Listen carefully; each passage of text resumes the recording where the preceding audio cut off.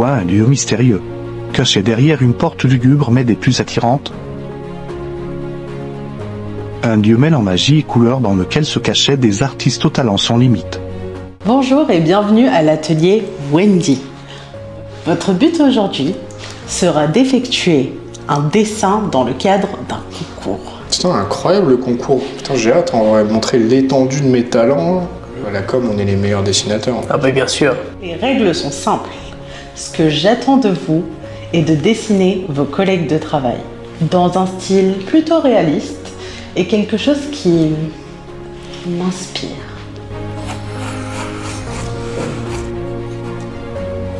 Putain, je suis plutôt fier, hein. Je suis fort en dessin, tout ça.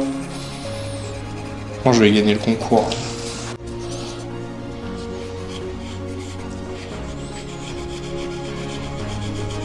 Putain, moi, c'est photoréalistique aussi. Si à te faire à la perfection. Oh, bah, ça fait pas de doute. De toute façon, les Estevar, comme je disais, on est vraiment au summum, là. Dans tous les cas, Léonard de Vinci, sa Joconde, là, comparé à ce qu'on fait nous.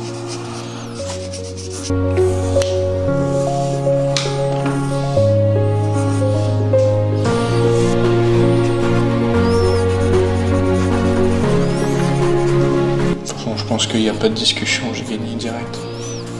Après, c'est vraiment un métier, dans la ML Estevar, vraiment on est très très bon en dessin. Et on est vraiment dans le photoréalisme pur. A few moments later.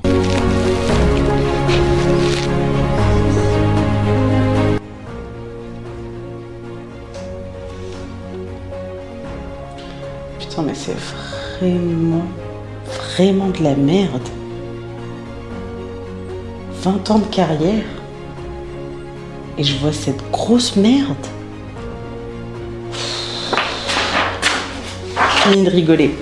Là, le talent, il est à ras les pâquerettes. Donc moi, ce que je vous propose, ça dit quoi? L'art et le dessin, ça vous dit?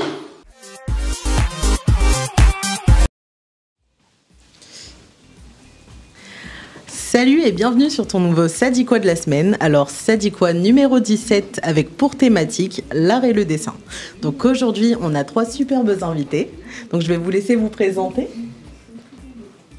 Du coup moi c'est Lucas, j'ai 22 ans et du coup pour l'art je connais pas grand chose. Mais ça me fait quand même plaisir d'être là avec vous pour la deuxième fois. Plaisir partagé. Et puis voilà. Alors bonjour, moi c'est Luna, j'ai 21 ans, de base je viens de la région parisienne et j'ai été dans le domaine du tatouage, donc l'art j'aime bien, c'est mon domaine quoi. Et moi je m'appelle Margot, j'ai fait une licence d'art du spectacle, donc c'est pas vraiment pareil que le dessin, mais je suis quand même pas mal passionnée de dessin même si je suis loin d'être une pro ou de faire des choses incroyables. Parfait. Alors on va commencer de suite sur un petit icebreaker. Quel est votre style artistique préféré? Dessin, animation, peinture? J'aurais dit animation, je pense. Animation? Luna?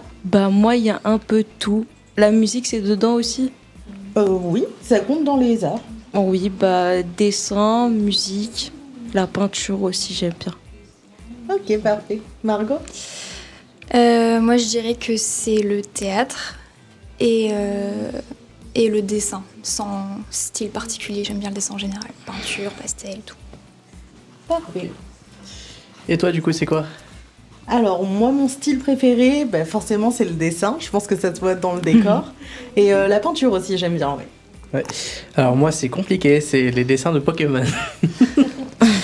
Que j'ai une passion. Non, en vrai, dessin, j'aime beaucoup. L'animation aussi, beaucoup. Je fais de l'animation un petit peu. Donc aussi, et tout ce qui est art graphique, etc. Donc pour des réseaux, etc. Pareil. Et il y a également la photo. Photo réalistique, que j'aime beaucoup. Alors, on va passer du coup au deuxième icebreaker, si vous voulez. Qu'avez-vous fait de plus fou artistiquement en dessin?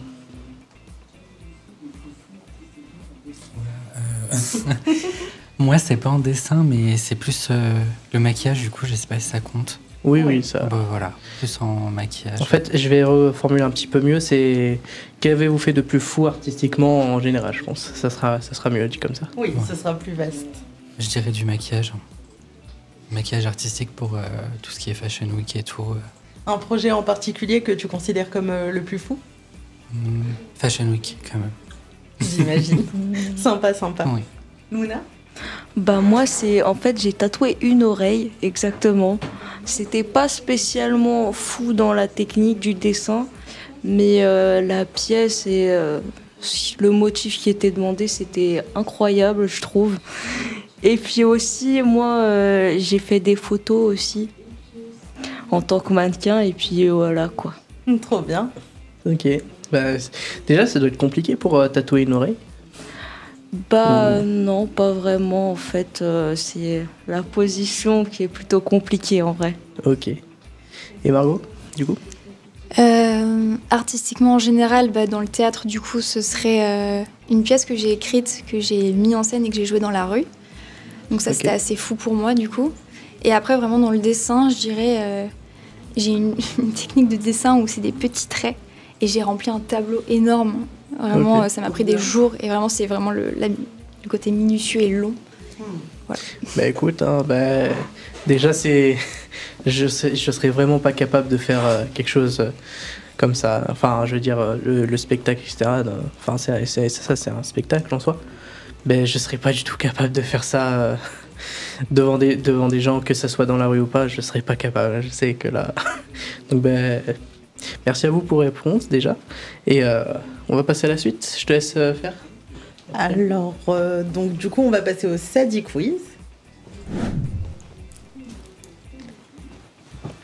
Pour la première question, nous avons: quel est le nom du célèbre tableau peint par Léonard de Vinci qui montre une femme avec un sourire mystérieux?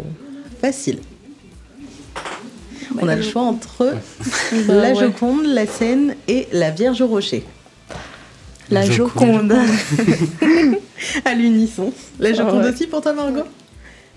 Alors, roulement de tambour. C'était bien la Joconde, sans mystère. Et la petite question qui suit est: pourquoi pensez-vous que la Joconde est devenue une icône de l'art mondial? Je sais pas.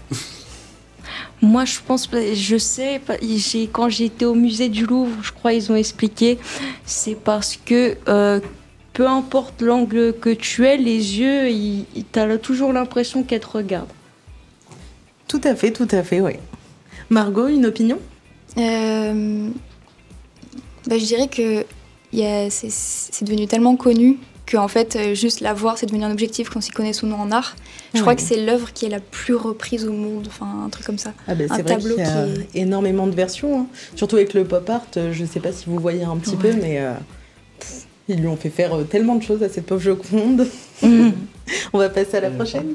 Alors, la prochaine, du coup, quel célèbre mouvement artistique a émergé au début du XXe siècle avec des artistes comme Picasso et Braque?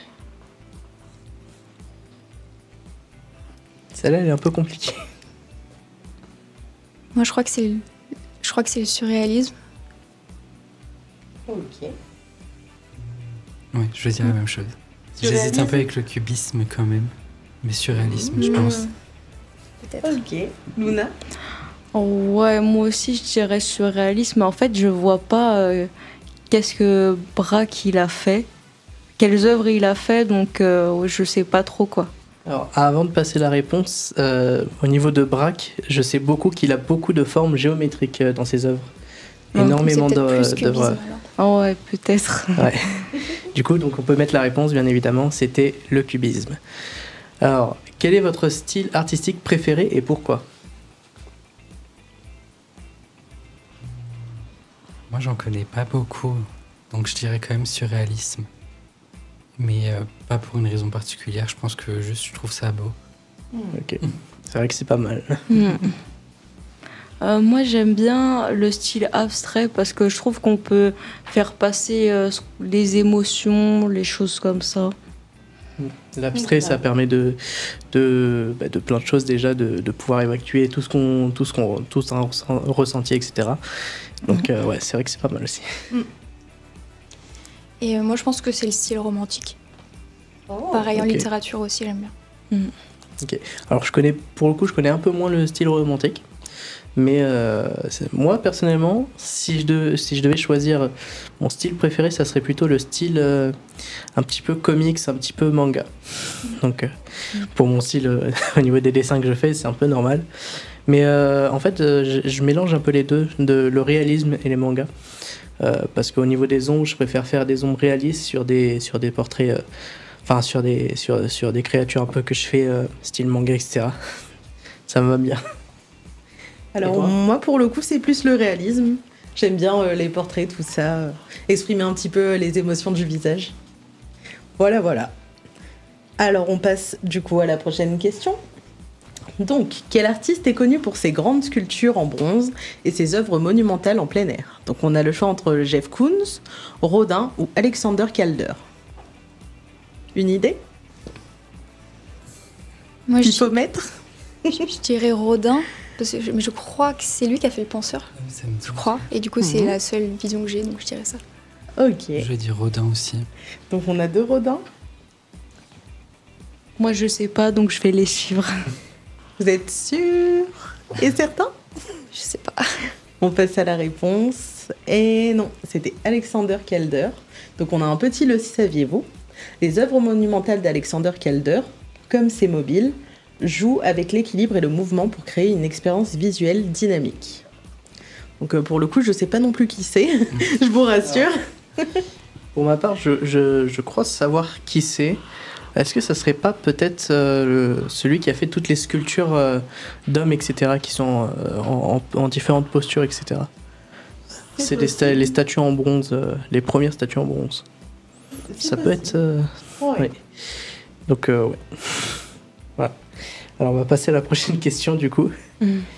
Alors, quel est le principe fonction d'une galerie d'art? La principale fonction... Oula, ça, le français et moi, ça fait deux. Quelle est la principale fonction d'une galerie d'art? Moi, j'aurais dit exposer des œuvres d'art. Alors, je peux juste dire, il se peut qu'il peut y avoir plusieurs réponses à chaque quiz. C'est vrai qu'on aurait pu le dire au début. Oui, celle-ci, on a plusieurs. Bah, exposer et vendre. Ok. Peut-être qu'une exposition, c'est plus exposé. Ouais. Exposé, et si jamais tu avais une autre réponse qui te viendra en tête, ce serait laquelle? Bah, vendre et exposer. Ok. Luna, Ouais, moi, pareil, vendre et exposer. on passe à la réponse. Voilà, c'est bon, c'est vendre et exposer du coup. Oui, parce que là, du coup, vu que c'est... Ok, alors, la réponse, elle est un peu buggée. Mais bon, en fait, une galerie d'art, principalement, c'est pour vendre et exposer. Par contre, il y a les expositions d'art qui, là, c'est juste pour exposer, effectivement. Donc, c'est vrai que voilà, la question elle était bien correctement difficile, je trouve. Ça va. Oui. Ok, on passe à la prochaine. C'est à moi, je crois. Non, c'est à toi, pardon. Oui, alors on avait juste avant la petite question, avez-vous déjà visité une galerie d'art? Et si oui, qu'est-ce que vous en avez pensé? Non, moi, j'ai jamais visité de Jamais galerie d'art, non. C'est à faire, hein. Franchement, je conseille. À Saint-Tropez, il y en a Je pas le mal en ferai, plus. du coup. Les filles? Bah, moi, j'en ai fait, surtout quand j'habitais à Paris même, parce qu'il y en a plein. Il y en a même le truc qui est bien à Paris, c'est qu'il y a des expos éphémères et tout. C'est bien. C'est trop bien. Ouais. Et t'en as pensé quoi alors? Bah, c'est bien. En fait, des fois, on découvre des choses. Bah, à part au musée du Louvre et tout ça, c'est super bien, c'est super beau d'y aller. Mais des fois, dans les petites expos comme ça, on découvre des styles et des choses qui sont super intéressantes, quoi. On voit vraiment la vision de l'artiste en lui-même, et puis ça varie en fonction de chaque galerie. Donc, Et toi, Margot? Bah, justement, moi, je suis pas trop sûre de ce que c'est une galerie d'art. Enfin, à quel moment c'est une galerie d'art? Alors, en fait, du moment où... En fait, un atelier, ça peut compter comme une galerie si tu as des œuvres qui y sont exposées. Alors, si je peux aussi dire un mot. Alors, les galeries d'art sont souvent également qui sont ouvertes toute l'année, contrairement à des expositions qui sont éphémères. Là, en général, les galeries d'art sont ouvertes toute l'année, donc avec quelques expositions dedans qui sont vraiment à des dates précises, mais sinon, elles sont ouvertes toute l'année. Donc, c'est un peu ça la différence également entre les deux. Bah, je pense que j'en ai déjà fait, du coup, en passant devant, en rentrant et... en visitant comme ça. Mais après, les galeries d'art, elles sont souvent gratuites, je crois. Même les expos d'ailleurs, je crois qu'elles sont pas toutes payantes. Il y en a qui sont payantes, mais la plupart sont gratuites. Donc des fois y rentrer, des fois ça peut nous apporter un peu quelque chose. Je sais pas trop comment expliquer. Du coup, je te laisse dire la prochaine. Alors, on passe à la prochaine question. Quel célèbre peintre néerlandais est connu pour ses œuvres comme La Nuit étoilée et Les Tournesols? Classique, La Nuit étoilée, je crois que c'est ma préférée d'ailleurs. Van Gogh. Ouais. Van Gogh, tout le monde est d'accord dessus? Oui. Parfait, c'est bien ça. C'est vrai qu'il a fait... ces deux œuvres-là, en plus, elles sont vraiment... je pense qu'on peut pas les louper, quoi. C'est un incontournable. Peut-être que tu connais pas les noms. Le tableau qui est comme ça, je crois. Ça, c'est le cri. Ouais. La Nuit étoilée, c'est avec plein de petits traits, justement, ça ramène à ce que tu disais. Ça roule comme ça. Et ça fait des spirales qui montrent du coup une nuit étoilée avec une lune. Je pense que tu l'as déjà vu, mais peut-être tu connais pas les noms. Après, sûrement. Après, du coup, en réalité, j'aime beaucoup l'art, mais à proprement parler, je connais pas énormément de tableaux parce que les tableaux, c'est pas forcément les choses que je vais voir au niveau de l'art. Après, maintenant, les classiques dans les tableaux, ils sont repris sur des t-shirts, des sacs, des trucs. Après, j'en connais quand même quelques-unes. La plus connue, la Joconde. Mais il y a aussi un autre tableau que je n'ai plus le nom en tête, avec une fille avec son foulard également. Je sais plus comment s'appelle ce tableau. Ça ressemble à La Laitière, non? Ouais. Ah ouais. Alors, son nom, je l'ai C'est ce que je me suis dit aussi. Mais ça, c'est super connu. Moi, je me rappelle, ce tableau, il était dans les manuels d'histoire ce tableau, géo. on devait justement les faire aussi également en art. Ils nous faisaient faire ces tableaux à chaque fois. Mais également qu'ils ont fait une pub avec ça. Une fille qui ressemblait comme deux gouttes d'eau, qui est avec les mêmes vêtements. Et je crois que c'est La Laitière, justement. Ouais. Donc voilà. Mais ouais, donc je connais pas trop Van Gogh, mais par contre j'ai quand même, je sais que je dois avoir vu au moins un ou deux tableaux, je pense. Mais ceux-là, alors le nom je connais pas, mais peut-être que effectivement je les ai déjà vus. Merci. Et du coup, la question c'est quelle peinture appréciez-vous le plus? Moi, je vais dériver un peu du sujet, je suis désolé, c'est quelqu'un qui fait un peu le même style, plus en version manga, comme tu disais, mais des fois, il a un style un peu comme les peintures qu'on voit sur toile. C'est Junji Ito. Je sais pas si y a quelqu'un qui connaît. Alors moi, pas du tout. Il fait des mangas un peu sur des histoires d'horreur, en fait. Et Trop les cool. tableaux qu'il fait adaptés à ses livres, justement, ils sont vraiment super beaux. Ok, je passerai voir parce que ça a l'air bien C'est sympa. un peu du style un peu manga surréalisme. C'est un autre nom, mais je l'ai vraiment plus en tête. Ok, les filles? Là, j'ai rien qui me vient en tête, mais je me rappelle que j'ai toujours bien aimé le style de Kandinsky. Et là, pour le coup, c'est complètement abstrait, quoi, mais j'aimais bien toutes les couleurs et tout. Oui, c'est apaisant. Ouais. C'est celui qui fait les petits bonhommes, là. Non, c'est vraiment des formes géométriques et des spirales, des traits. C'est hyper coloré. Enfin, ça a l'air hyper joyeux, en fait, quand tu le regardes. Mais c'est oui. vraiment abstrait, pour le coup. Ouais, je crois que c'est je pas le vois. tableau où il y a un cercle rouge et il y a des carrés bleus, je crois, quelque chose comme ça. Si, je crois. Ça me dit rien. Après, je sais que les petits bonhommes, c'est Kay Saring, si je me trompe pas. Oui, voilà ça. Et ouais, non, par contre, il me vient pas en Il y avait tête. plein de formes géométriques et il y avait beaucoup de rouge, de jaune et de bleu. En tout cas, c'est pour ça que je me demandais si c'était ça. Possible. Je crois pas, mais peut-être. Je sais pas. Alors, du coup, on va passer à la prochaine question. Je vais dire du coup. Alors, quelle est la méthode principale utilisée pour créer une gravure sur bois?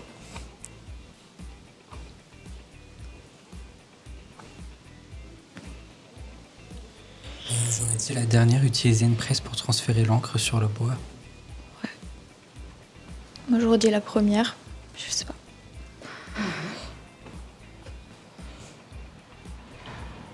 Moi, j'aurais dit la dernière aussi, je crois. Alors, juste du coup pour indiquer, c'est de la gravure, donc en fait c'est pas quelque chose qu'on ajoute justement, c'est plutôt quelque chose qu'on retire pour le coup. Donc on peut mettre la réponse. Et du coup, c'était la première. Donc graver le bois avec des matières pour enlever la matière. C'est la différence entre gravure et un autre mot, je crois. Je sais plus comment on appelle ça. Impression peut-être, non? Oui, voilà. Ouais. Ça doit être ça. C'est un peu la différence. Par contre, c'est littéralement la même chose. On peut avoir le même rendu avec les deux. Tiens. Ah oui, la question Du coup, on a pardon, la question du bas. Donc, que pensez-vous de la gravure en général? Moi, je trouve ça assez libre hein, quand même. C'est comme les sculptures sur glace, on peut faire pas mal de choses, je trouve. C'est clair. Une opinion, les filles? Bah moi je pense que c'est bien, oui aussi. Après c'est une autre technique que les tableaux quoi.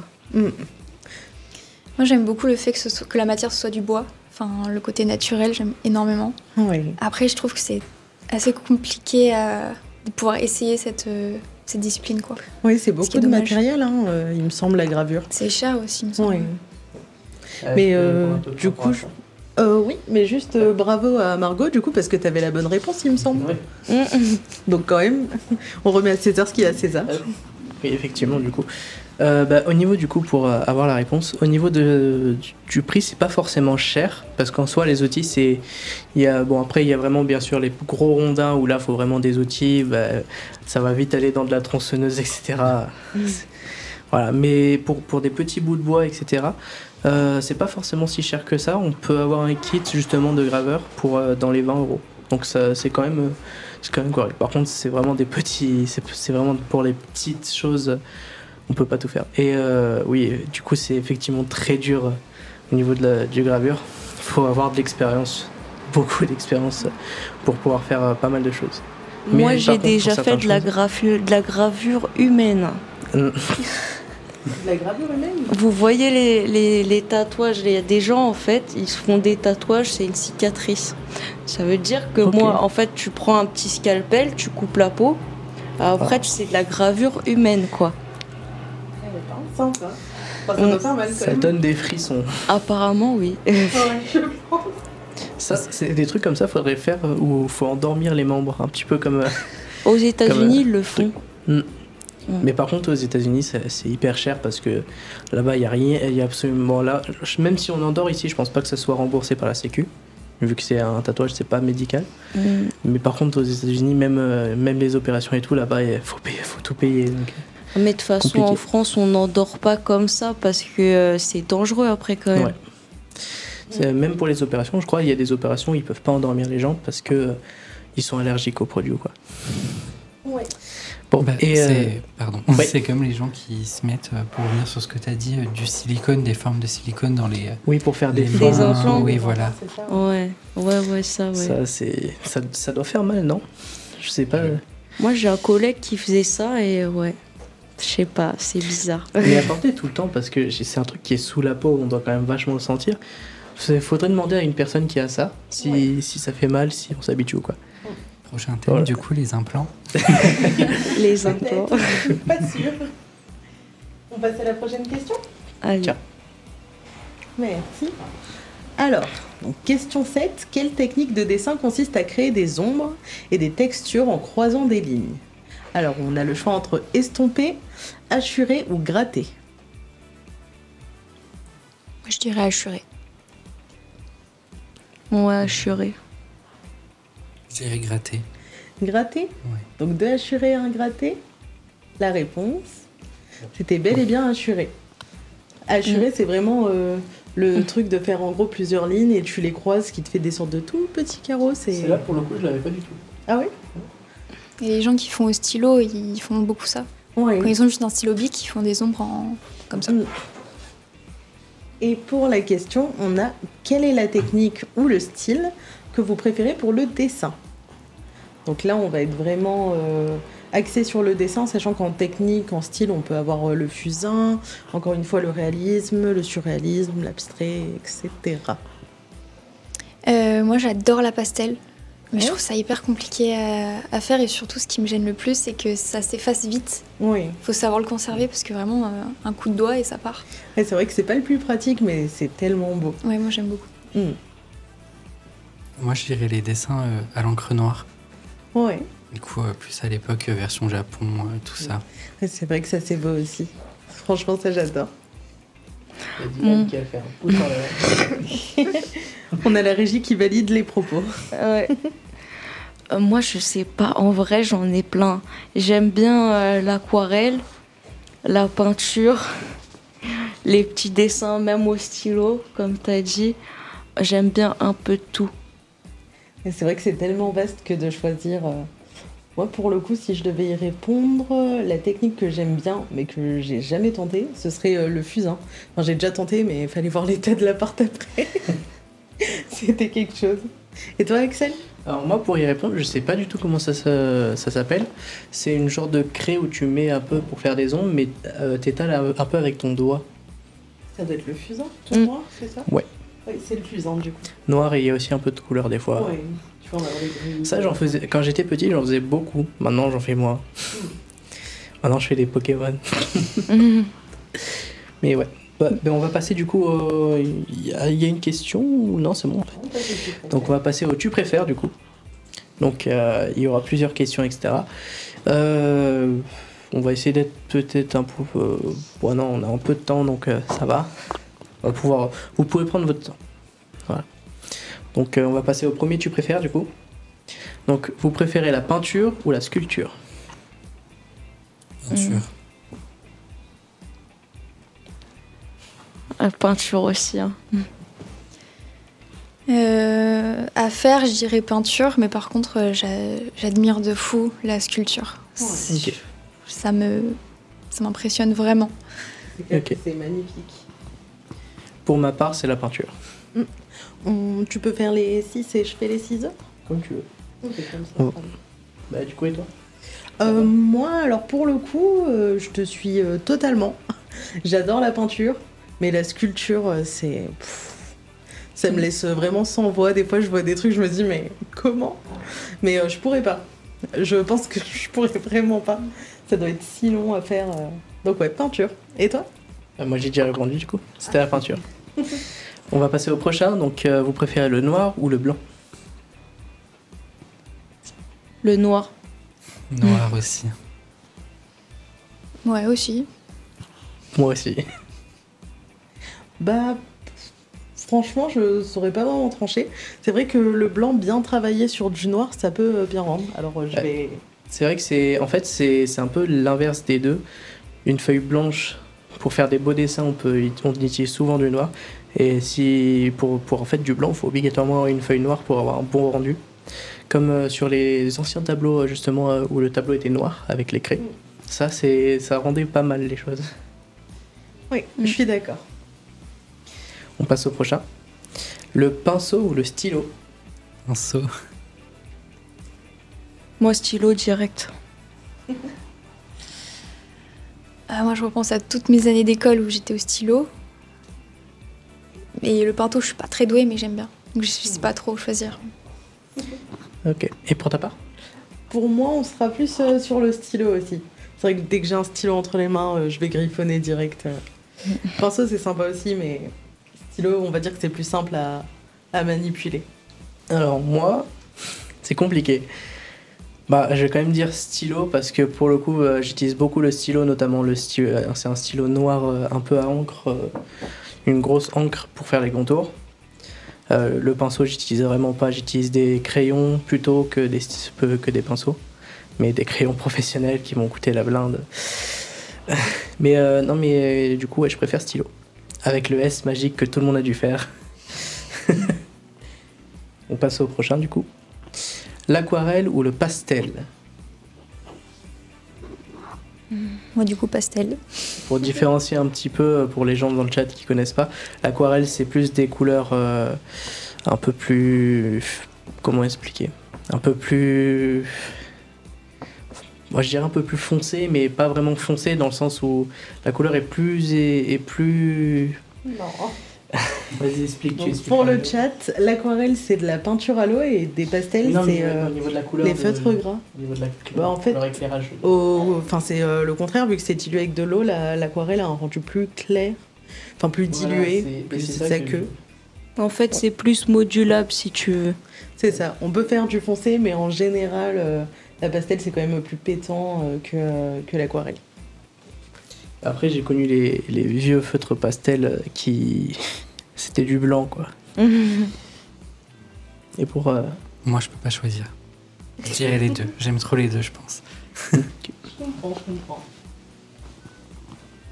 Et pour vous? Ah bah moi du coup aquarelle. Hein. Ah je pensais que j'avais répondu. Ah. Bon, bah, on passe à la prochaine du coup. Allez. Le réaliste ou l'abstrait? Réaliste. Abstrait. Ok. Abstrait aussi. Réaliste pour ma part.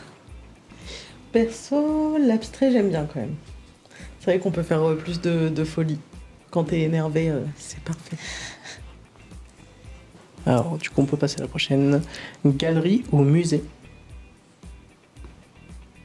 Galerie.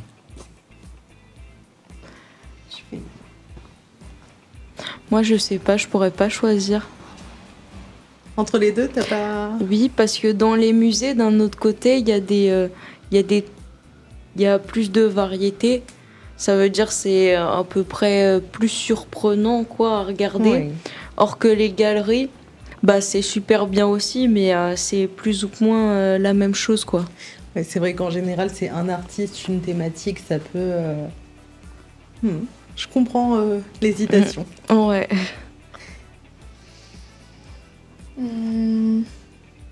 Bah moi j'ai travaillé 6 mois dans un musée, du coup je dirais galerie. Comme ça, Tu tranches. comme j'ai jamais trop vu des vraies galeries, des grandes galeries, par Ouais. curiosité je dirais galerie. Il y en a un dans le chat qui dit musée des dinosaures. Alors, qu'il mob plutôt les musées, les dinosaures. Bah, en soi, ouais, c'est compréhensible. C'est vrai que les musées, tout ce qui va toucher à l'archéologie, tout ça, c'est assez intéressant. En général, c'est impressionnant, surtout la taille. Quand on se retrouve en tout, on est là en mode waouh. Moi, pour ma part, je serais plus team musée aussi. Parce que je pense que la variété, ça me plaît. C'est vrai que le Louvre, par exemple, on tombe sur tellement d'œuvres différentes, de techniques différentes, et puis ça te prend toute la journée, quoi. Donc en vrai, t'es là, tu fais ton petit tour. Je vais répondre aussi du coup. Alors pour ma part, pour une seule raison, c'est les musées, parce que je vais beaucoup dans les musées de l'armée de terre et de la marine également. J'adore ça, donc je vais souvent dans les musées comme ça. Ah ouais, et aussi par rapport, je sais plus qui c'est qui a dit ça dans le chat, le musée Les Dinosaures, à Paris, il y a un super musée au Jardin des Plantes, je sais pas si quelqu'un connaît. Il y a le musée de l'être humain et il y a le musée de l'évolution.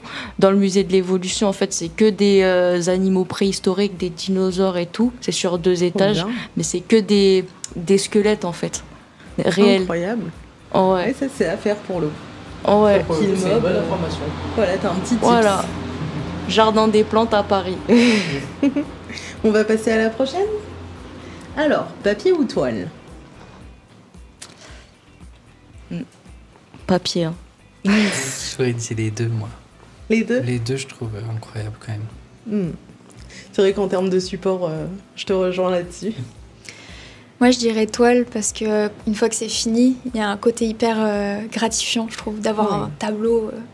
Même si ce que j'ai fait c'est pas aussi fou, bah, vu que c'est sur un tableau, ça donne tout de suite, je sais pas, un truc. Là, tu vois, tu m'as fait changer d'avis et ça, c'est fort. C'est vrai que le côté gratifiant, c'est quelque chose. Quand tu finis, tu poses ta toile comme ça et puis tu te dis oh, c'est moi qui ai fait ça. Ouais, c'est la classe quand même. Axel? Pour ma part, je dirais toile. Je sais que c'est bizarre parce que je dessine beaucoup sur papier surtout. Mais parce que je pense en fait que la toile se conserve mieux parce qu'on entrepose plutôt que le dessin, on peut le poser quelque part et en fait ça peut très vite être déchiré. Ça s'est passé très souvent chez moi. Donc je préfère, au niveau de l'exposition, je préfère la toile qu'un dessin. Et même au niveau, même si je dessine sur papier, je préfère aussi également dessiner sur toile. Donc on a Killmob qui nous dit ma vie dessiner des dinos. Ben en vrai c'est compréhensible. Même avec les Pokémon.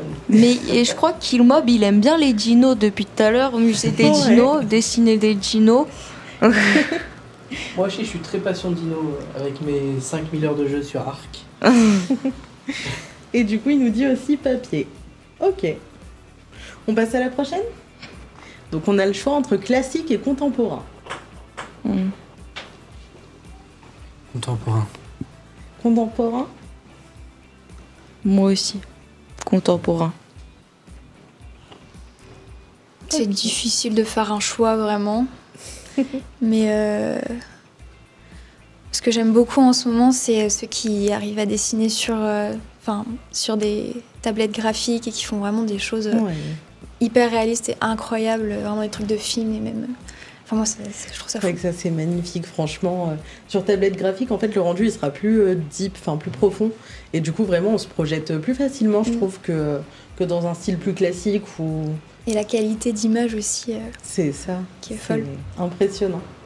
Oui, j'avoue que je ne saurais pas trop trancher non plus sur ces choix-là. Axel, une idée? Moi, je vais dire classique, pas du tout, parce que je connais pas la différence entre les deux. Hein. Pifomètre. On passe à la prochaine. Donc, on a le choix entre portrait et paysage. Le style du dessin ou le cadrage de la feuille? Là, on est vraiment sur le format. Donc, portrait, ce sera comme ça, et paysage, ce sera en long. Ok, ouais. En large, pardon. Ok.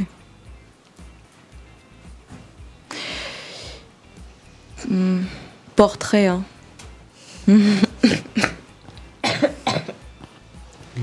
Moi, j'arrive pas à choisir, du coup, je vais dire les deux, je pense. Ouais. Moi, portrait. Pour ma part, paysage. Paysage? Paysage. Moi, je vous rejoins sur le portrait. Plus simple. On passe à la prochaine? Alors, on a street art ou fresque? Street art. Portrait pour Kill Mob aussi. Ah ouais, street art carrément, avec les graffitis et tout, artistiques. Mais c'est vrai que le côté urbain, ça donne... Et puis ça impressionne aussi. Des fois, on passe devant, on voit ça, on se dit waouh. Et toi? On entend quoi par fresque exactement? Alors, fresque, en général, ça va être... on a Tramway qui Il y nous en dit a la une, fresque à la base est très belle aussi. Oui, tout à fait. Fresque, en général, ce sera sur un pan de mur total. Dites-moi si jamais je me trompe, mais je crois que pour l'instant, je suis bien partie. Et ce sera une seule œuvre, mais par contre, c'est des choses plus planifiées, plus carrées, alors que le street art, c'est du graphe généralement. Mais une fresque, ça peut être de la peinture, ça peut être de la mosaïque aussi. J'en ai déjà vu en mosaïque, c'est plutôt agréable. Donc ouais, ça varie pas mal. Et est-ce que ça peut être du street art dans le sens où quand c'est des grandes façades de maisons qui sont dessinées en entier? Alors ça oui, compte ça peut comme une être, fresque? ça peut combiner un petit peu les deux, oui. Ouais, je dirais ça alors. Plutôt fresque? Oui, fresque, il y en a une à côté du lycée, je crois. Parfait. Ah ouais? À côté du lycée, je sais plus comment il s'appelle. Syntex, il me semble. Ah Il y a un ouais. grand bâtiment arrondi comme ça, et juste en face, C'est il y à a un côté mur du centre en culturel. rectangle. Ouais, voilà, c'est ça. Ouais, c'est juste ça. en face du centre culturel. Ah ok. Il y a un gros rectangle, et je crois que c'est ça une fresque, il me semble, non? Ouais, et puis on nous disait aussi Tramway qu'il y en avait une à la base aussi, à la base nature du coup. Alors, si c'est celle que je crois, c'est celle qui est. Je crois. C'est celle qui a derrière la grande salle où il y a souvent des événements, etc. Dehors, il y a une grande fresque avec tout. Avec, Mais il y a un énormément parcours de street art dans Oui. Fréjus Saint-Raphaël avec toutes les œuvres qu'il y a ici. Il y en a plein en fait. Oui, ils ont fait un parcours, il Ouais. me semble, avec la mairie d'ailleurs. Ah je savais Tous pas. les effets trompe-l'œil sur les façades d'immeubles sont aussi des fresques. Ok. Ouais, Ah comme ça, ouais on le saura. Et on passe du coup à la dernière. Crayon ou encre? Crayon. Crayon? Crayon. Ok. Ouais, moi aussi. Même Très si bien, l'encre, très bien. j'adore, je trouve ça super beau, mais je trouve crayon, c'est plus simple quand même à travailler et tout. Oui. C'est vrai que c'est plus simple. Je pensais que tu dirais encre du coup avec le tatouage. Bah là, ça oui, pour le tatouage, oui, l'encre, ouais. Mais après, là, on parle plutôt du dessin et tout, donc c'est vrai que je préfère directement. Parce que même avec une machine de tatouage, si tu veux, c'est modulable, c'est plus modulable que si tu prends de l'encre et que tu mets de l'encre sur une feuille pour peindre ou quoi, tu vois. Oui. Mm. Moi pour le coup, je suis plus team encre. C'est assez surprenant, mais ouais, team encre. Axel? Alors pour ma part, c'est vu que je dessine souvent au crayon, du coup je vais dire crayon forcément. Donc voilà. D'ailleurs, la qualité des crayons, j'ai remarqué aussi pas mal de fois. La qualité des crayons vraiment amplifie quand on prend des vrais bons crayons de qualité. Le dessin devient vraiment, vraiment magnifique. J'ai pu remarquer avec des crayons du magasin normal de Carrefour et comparer avec des vrais crayons professionnels. Au départ, je pensais pas qu'il y avait tant justement de différence. Mais ouais, faut préciser du coup. Ce qui est génial, c'est les crayons de couleur aussi, je trouve. Tous les dégradés qu'on peut faire, Oui. j'adore ça. Je parlais justement des crayons de couleur. Ok. Ah, ok, Et oui. on a Tramway qui nous dit à l'encre de Chine, c'est magnifique. Ah oui, Et c'est ouais, super. Je suis on ne peut plus d'accord. Tout à fait, oui. Alors, donc niveau temps, il va nous rester 10 minutes. On va- Juste une essai que tu préfères. Ok, alors on va enchaîner sur le prochain. On a le choix entre moderne et baroque. Moderne. Moderne? Je vais dire baroque pour le côté foufou. Ouais. Moi aussi, baroque. Baroque? Ok. La prochaine? Je sais pas ce que c'est baroque. Ah mais c'est pas... c'est Euh, géométrique, justement. Non, baroque, en gros, c'est un style plus ancien, plus...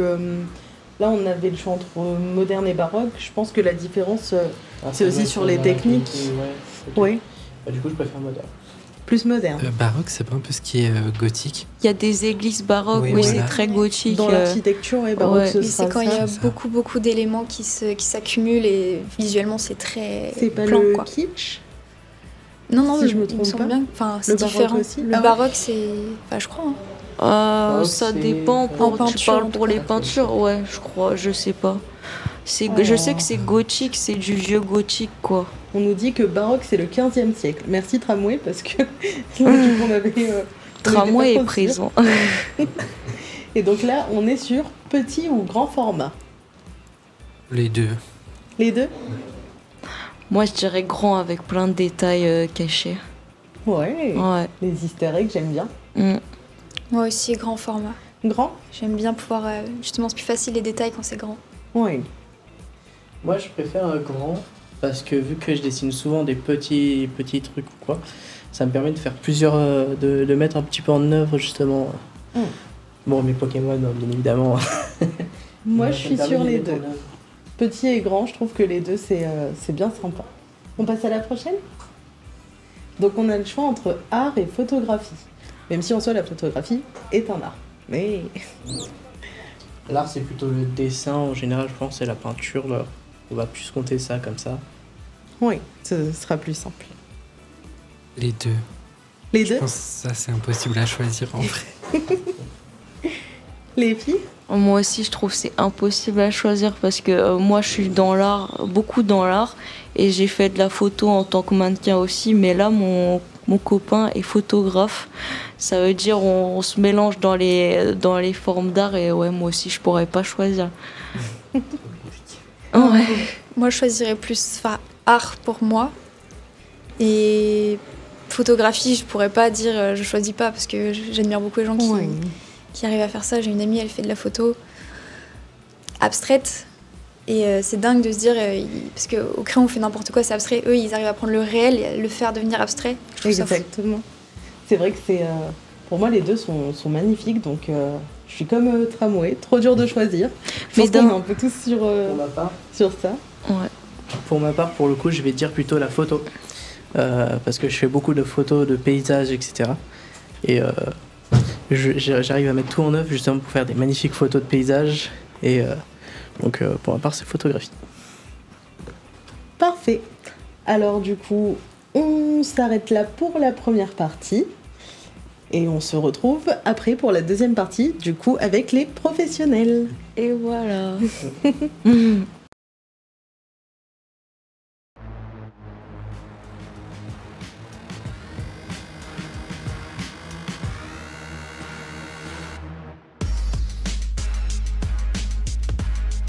J'ai créé mon studio avec 2 amis. On peut aussi bien faire un logo pour une marque, ou une affiche et une pochette d'album pour un groupe de rap. Je travaille dans une entreprise sur des supports digitaux essentiellement. Mon métier consiste en fait à ajouter des éléments graphiques soit à des vidéos, soit à tout ce qui est contenu web.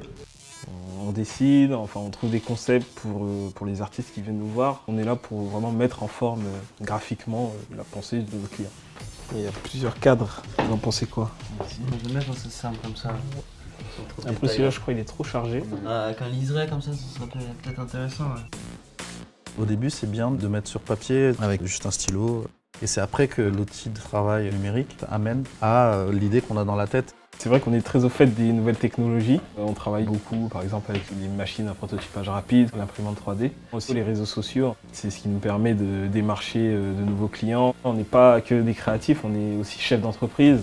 Je passe pas mal de temps à chercher sur internet des inspirations, regarder un petit peu ce que fait déjà le client pour être dans son univers. Et après, je commence à proposer donc des croquis, des planches. Le bleu et le jaune, je trouve que ça met ensemble. Bien, c'est dynamique, ouais. Et du coup, là, j'ai pris les nuages. Tu regarderas si les nuages de cette planche-là sont les mêmes. J'ai pris celle-là parce que du coup, comme on est dans l'univers après, donc elle a réussi ce qu'elle voulait faire et tout. Ok, très bien. Une grande qualité qu'il faut avoir, c'est l'autonomie. Il faut avoir un petit sens de l'esthétique. On compte pas nos heures, on travaille même le week-end. Il faut vraiment croire en ce qu'on fait. Il faut savoir être rigoureux et avoir une bonne capacité de concentration. Il faut vraiment se tenir informé de tout ce qui sort, vraiment se nourrir de tout ce qu'on voit tous les jours en fait. La seule limite, c'est l'imagination.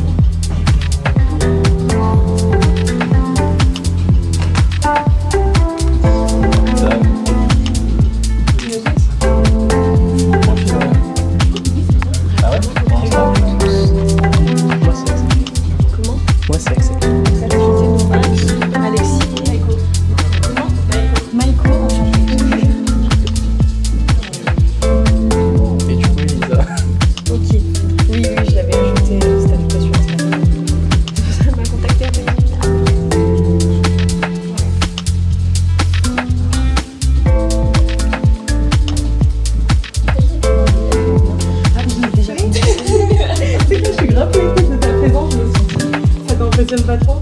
Si. Je sais pas si. Alors en fait là tu vas avoir le retour. Donc on va tous se voir dessus. Comment vas-tu, c'est déjà? Après il y a des chances que cette place soit un peu moins... Ouais, t'as bien choisi. Ah ouais.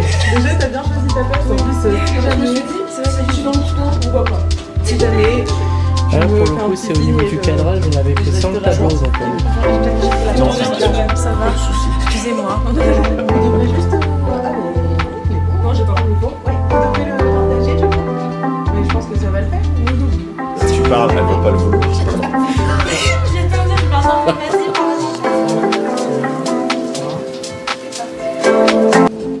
Alors on se retrouve du coup pour la deuxième partie du live, donc avec les professionnels, donc je vais vous laisser vous présenter.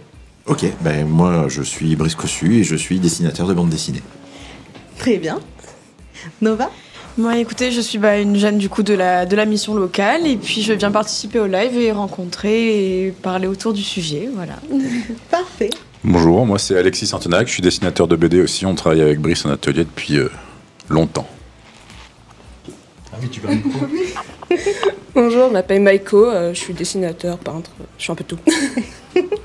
Parfait. Alors on va enchaîner du coup sur la roue des emojis. Très bien.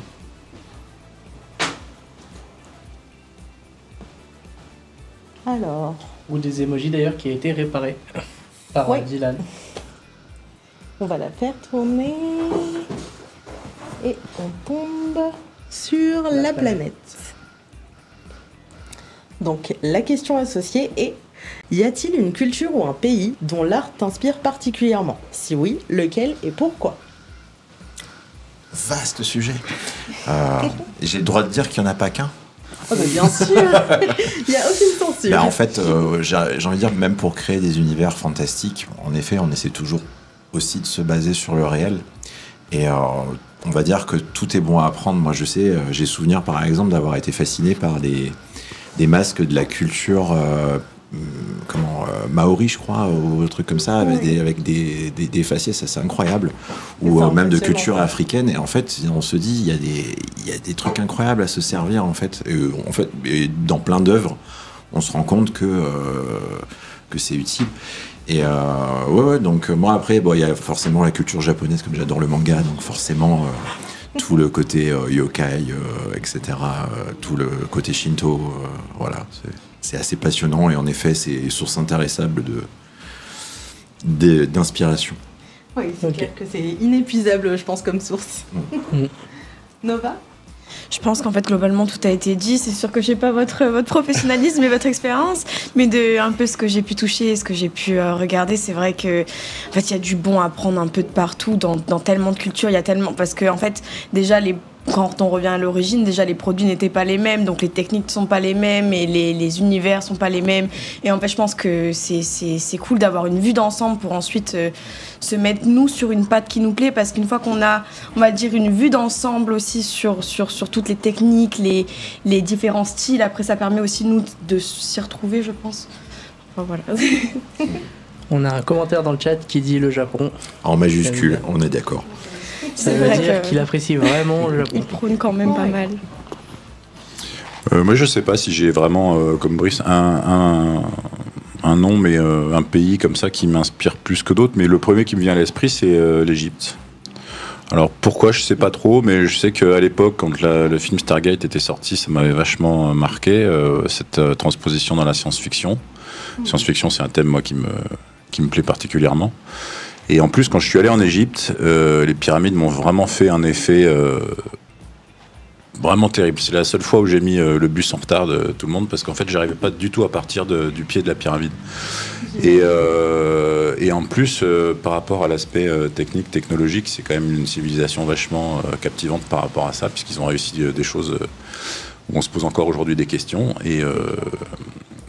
Et c'est assez... Puis même en termes de design et tout, il y a vraiment quelque chose de super. En même temps, dans l'épure et dans une foultitude de détails par zone, comme ça, c'est vachement intéressant. Et des couleurs aussi, parce qu'on n'y pense pas assez. Parce qu'aujourd'hui, c'est tout disparu, mais en fait, c'était hyper coloré. C'est vrai qu'on s'en rend pas compte, on a tendance à l'oublier. Et oui, en fait, quand tu vois de la restauration, en fait, toutes les décorations murales et tout, c'était vraiment très coloré. Ça et les statues grecques, c'est pareil. En fait, elles étaient peintes en couleur, mais bon, aujourd'hui, elles nous sont parvenues avec le temps. Elles sont toutes blanches. Elles sont toujours très belles. Oui, c'est clair. Maïko? Le Japon, hein. C'est ma première inspiration. J'ai commencé le dessin grâce au Japon. Les fleurs de cerisier ont été une de mes premières... vraiment, ce qui m'a inspiré, la couleur rose et pétillante, tout ça... c'est ça qui m'a le plus inspiré. Mais c'est vrai que j'y pense, c'est l'Égypte.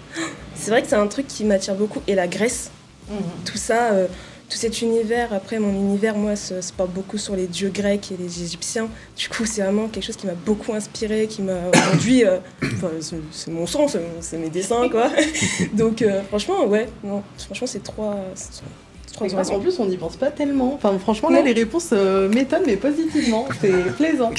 Après, tu vois, quand on dit qu'il n'y a pas forcément un truc précis qui nous inspire, je pense que ça vient aussi de l'évolution de la technologie et du numérique aujourd'hui. Parce qu'avant, si tu retires Internet, quel qu'il soit, c'est-à-dire que ce soit le réseau aussi le réseau téléphonique, et la possibilité qu'on a aujourd'hui de se documenter sur quelque chose dès qu'on y pense, fait que on s'inspire de beaucoup de choses, mais on ne connaît rien en fait. Alors qu'avant, on était obligé d'aller chercher des lectures, des bouquins où on passait du temps à découvrir des choses.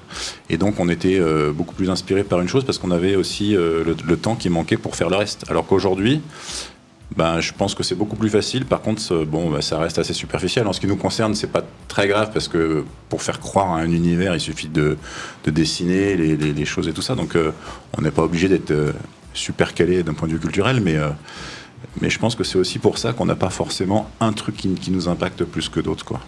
Ok. Pour ma part, je pense que la question est vite répondue. Étant grand dessinateur de Pokémon, forcément, je vais dire Japon. Moi, pour le coup, mes inspirations, elles sont vraiment très variées aussi. En général, c'est un petit peu de tout, hein. Franchement, ça dépend de ce qui se passe là-dedans. Et puis, je vais piocher à gauche, à droite. Mais c'est vrai que après le Japon, quand je dessine en tout cas des mangas notamment, forcément, c'est la plus grande inspiration. Mais c'est vrai que entre les couleurs et tout ça, les différentes palettes des pays, on s'inspire un peu de tout au final. C'est ça. Mm. Je vais poser du coup. Donc, du coup, on peut refaire tourner la roue des emojis. Hop. Et du coup, ça sera le tableau. Alors, le tableau. Si vous pouvez posséder une œuvre d'art célèbre, laquelle choisirez-vous ? Moi, il y a une œuvre qui m'avait fasciné dès le lycée. Et j'avais même essayé de faire un diorama super pourri de ça à l'époque. Diorama, c'est un truc en relief, hein, donc pour resituer. Et c'est Le Voyageur au-dessus d'une myrte de nuages de Caspar Friedrich. Alors, il faudra le visuel pour que vous voyez, mais concrètement, en vrai, c'est un mec de dos en haut d'une cime avec une mer de nuages devant lui. Donc c'est un peintre...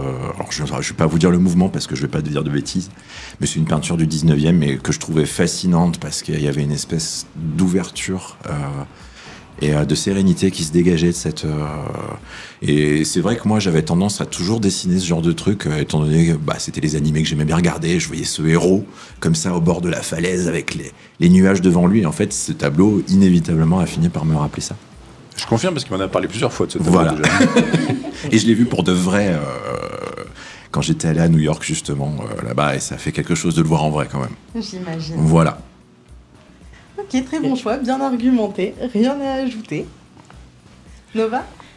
Alors c'est vrai que j'ai pas une connaissance énorme en œuvres d'art, mais c'est vrai que du coup, ayant une maman étrangère hollandaise, j'ai été quand même pas mal bercée par du coup les œuvres hollandaises, la culture hollandaise et donc l'art.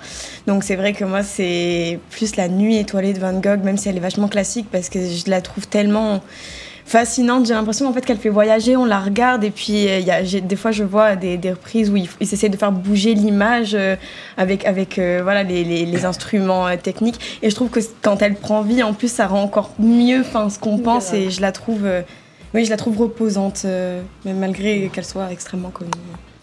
Voilà. Ok. Pour Tramway, c'est Guernica de Picasso. Je connais pas du tout. Elle est puissante celle-là. Je l'avais eu en sujet de dessin en 3e où il fallait la recomposer. Moi aussi. Ah c'est les sujets qui sont. Ah ouais, c'est ça. Oui.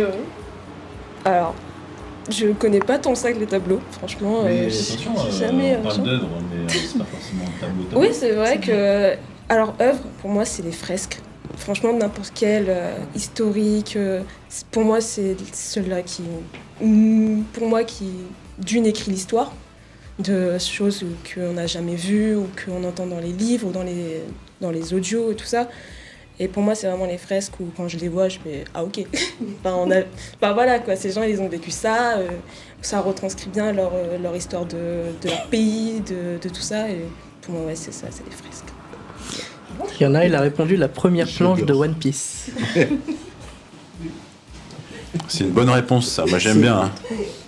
J'aime bien. Moi, j'ai deux choses qui me viennent en tête là quand on me pose cette question-là. Et la toute première qui me vient, c'est n'importe quelle page de croquis de Vinci. Parce que je trouve que ces croquis sont... en plus, ça a une vraie histoire par rapport à ce que tu viens de dire. Tu vois, ça rejoint ce truc-là. Et en plus, ce que j'aime, c'est le côté... parce qu'on disait toujours qu'il terminait jamais ses œuvres. Et à force de réfléchir à ça, je me suis demandé dans quelle mesure c'était pas voulu de sa part. On le saura jamais, mais Parce que moi, ce que j'aime bien, c'est que comme c'est pas fini, en fait, on peut se projeter dans le dessin et on peut imaginer plein de choses. Et comme on les imagine par rapport à ce que nous, on ressent et ce qu'on est, ben, on se l'accapare encore mieux, en fait, qu'un truc complètement fini. Tu vois. Et sinon, en tant qu'œuvre peinte, en tant que tableau, c'est Judith ou Judith 2 de Klimt. Parce que ces tableaux-là, c'est... D'ailleurs, c'est marrant parce que tu disais, je l'ai vu en vrai, là, quand tu parlais de ton tableau. Et moi, ce qui est assez rigolo, c'est que pendant mes études, on fait un séjour à Venise, culturel, etc. Et puis, en se baladant, en fait, il y avait une expo temporaire qui était pas... Tu vois, j'y vais par hasard, en fait. Et au détour du truc, je suis tombé devant Judith. Et je savais pas que c'était là. Et j'avoue que ça fait un effet... Ah bah oui, j'imagine. Tu vois, parce qu'en plus, tomber sur vraiment le truc qui t'a marqué, et par hasard, comme ça, paf, c'était vraiment génial. Oui, c'est quelque chose. Alors, pour ma part, il y a 2 œuvres que j'aime beaucoup. Une, c'est... Alors, je sais plus du tout comment elle s'appelle, et je suis pas sûr, je crois qu'elle vient de Van Gogh, avec une personne qui tient son visage un peu horrifié. Le cri de Munch. Voilà, c'est ça. Et la deuxième œuvre qui est dans le musée du 14e Grimma, je crois, où c'est un tableau de la Première Guerre mondiale qui est une reconstitution d'un peu de tout ce qui s'est passé là-bas avec les 2 camps qui s'affrontent. C'est un tableau qui a beaucoup de comment dire, symbolique. Voilà, symbolique. Et aussi pour moi aussi, parce que j'aime pas la guerre non plus, mais j'aime bien tout ce qui est militaire. Oui. Voilà. Et toi ? Alors moi, c'est assez bizarre, mais c'est pas un grand tableau. C'est la fresque, je sais pas si vous aurez la référence, mais il y a une fresque de Marilyn Monroe en plein milieu de Cannes, au niveau de la gare. J'ai la ref. Eh ben, je sais pas pourquoi, Alors, mais je vois pas, mais est-ce que c'est quoi? C'est plusieurs visages de Marilyn Monroe? Non, c'est pas ça. C'est un énorme portrait de Marilyn Monroe sur une façade. C'est un street art en fait. Ça, c'est un artiste qui a fait plusieurs portraits comme ça dans Cannes, dont la fresque de Marilyn Monroe. Non, je vois pas du tout où elle est. Elle est. Alors, le bâtiment exactement, je sais pas. Je sais qu'on la voit très bien de la gare. Ouais. Et c'est d'ailleurs pour ça que c'est cette œuvre-là que j'aimerais bien. Okay. Mais ouais, le bâtiment, j'ai plus le nom. Ouais. Mais on peut pas la louper. Ouais, ça marche. Mais oui, c'est plus le côté symbolique. Enfin, tout à fait. Ayant fait mes études à Cannes, je la voyais tous les matins et puis voilà, il me manque un peu. Une affection particulière. C'est ça. On va passer au prochain emoji.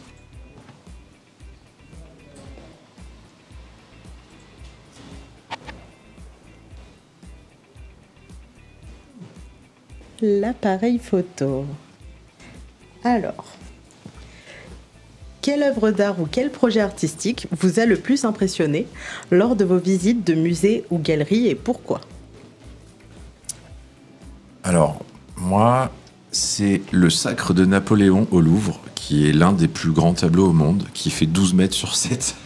Ah oui, quand même. Et sachant qu'il y a une centaine de personnages qui doivent être à peu près à taille réelle, si ce n'est plus grand. Celui-là, j'avoue que quand tu te retrouves devant, toi, petit mec d'1m78, ça te fait bizarre. Après, encore une fois, il n'y en a pas qu'un. Il y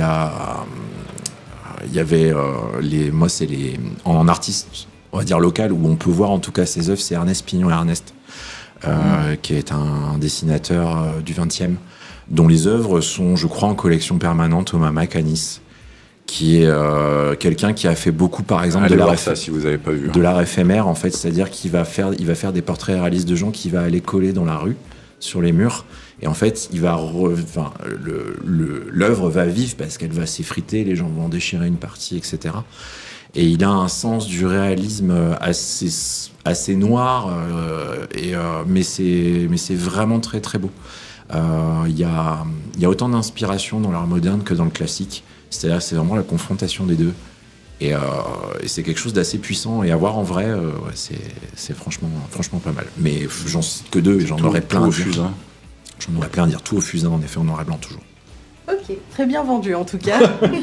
Ça donne envie. Nova?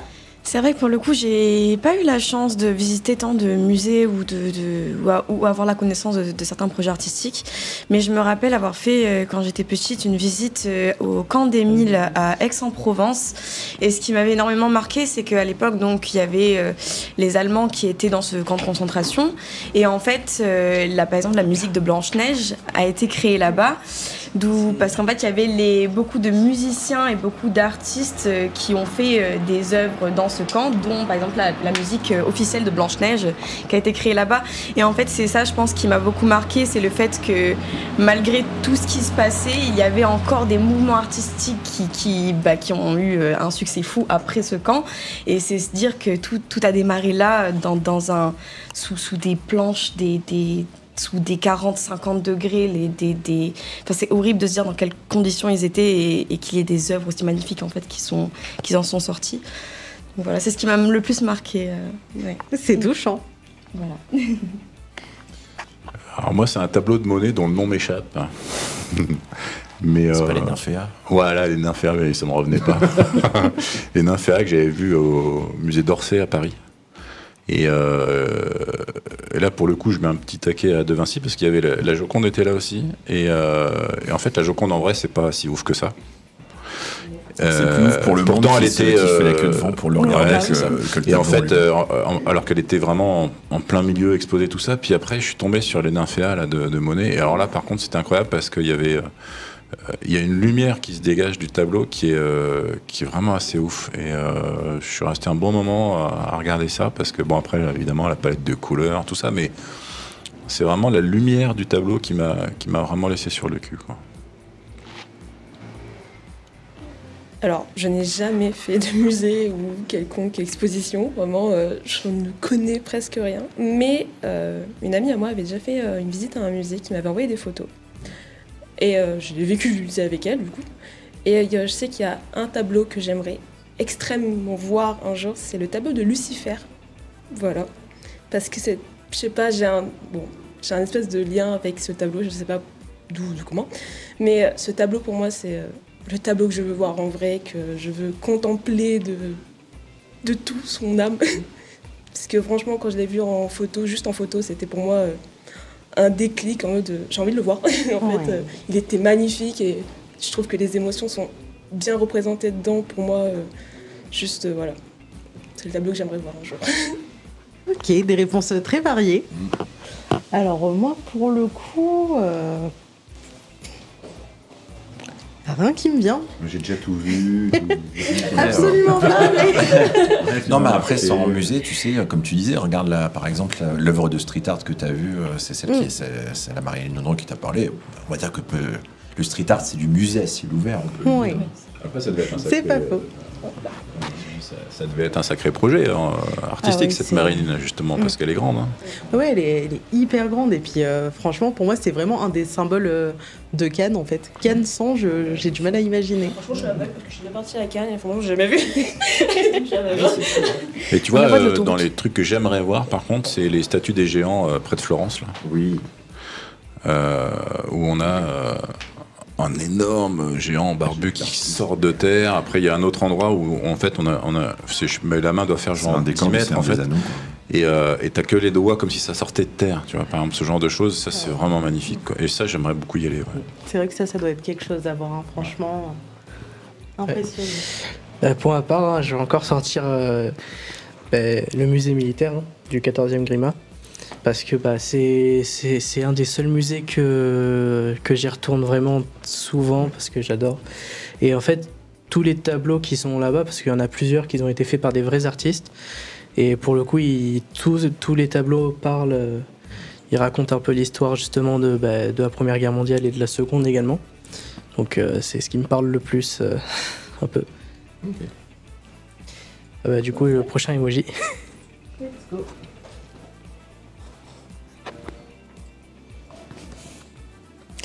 Alors, ça va être du coup l'ampoule.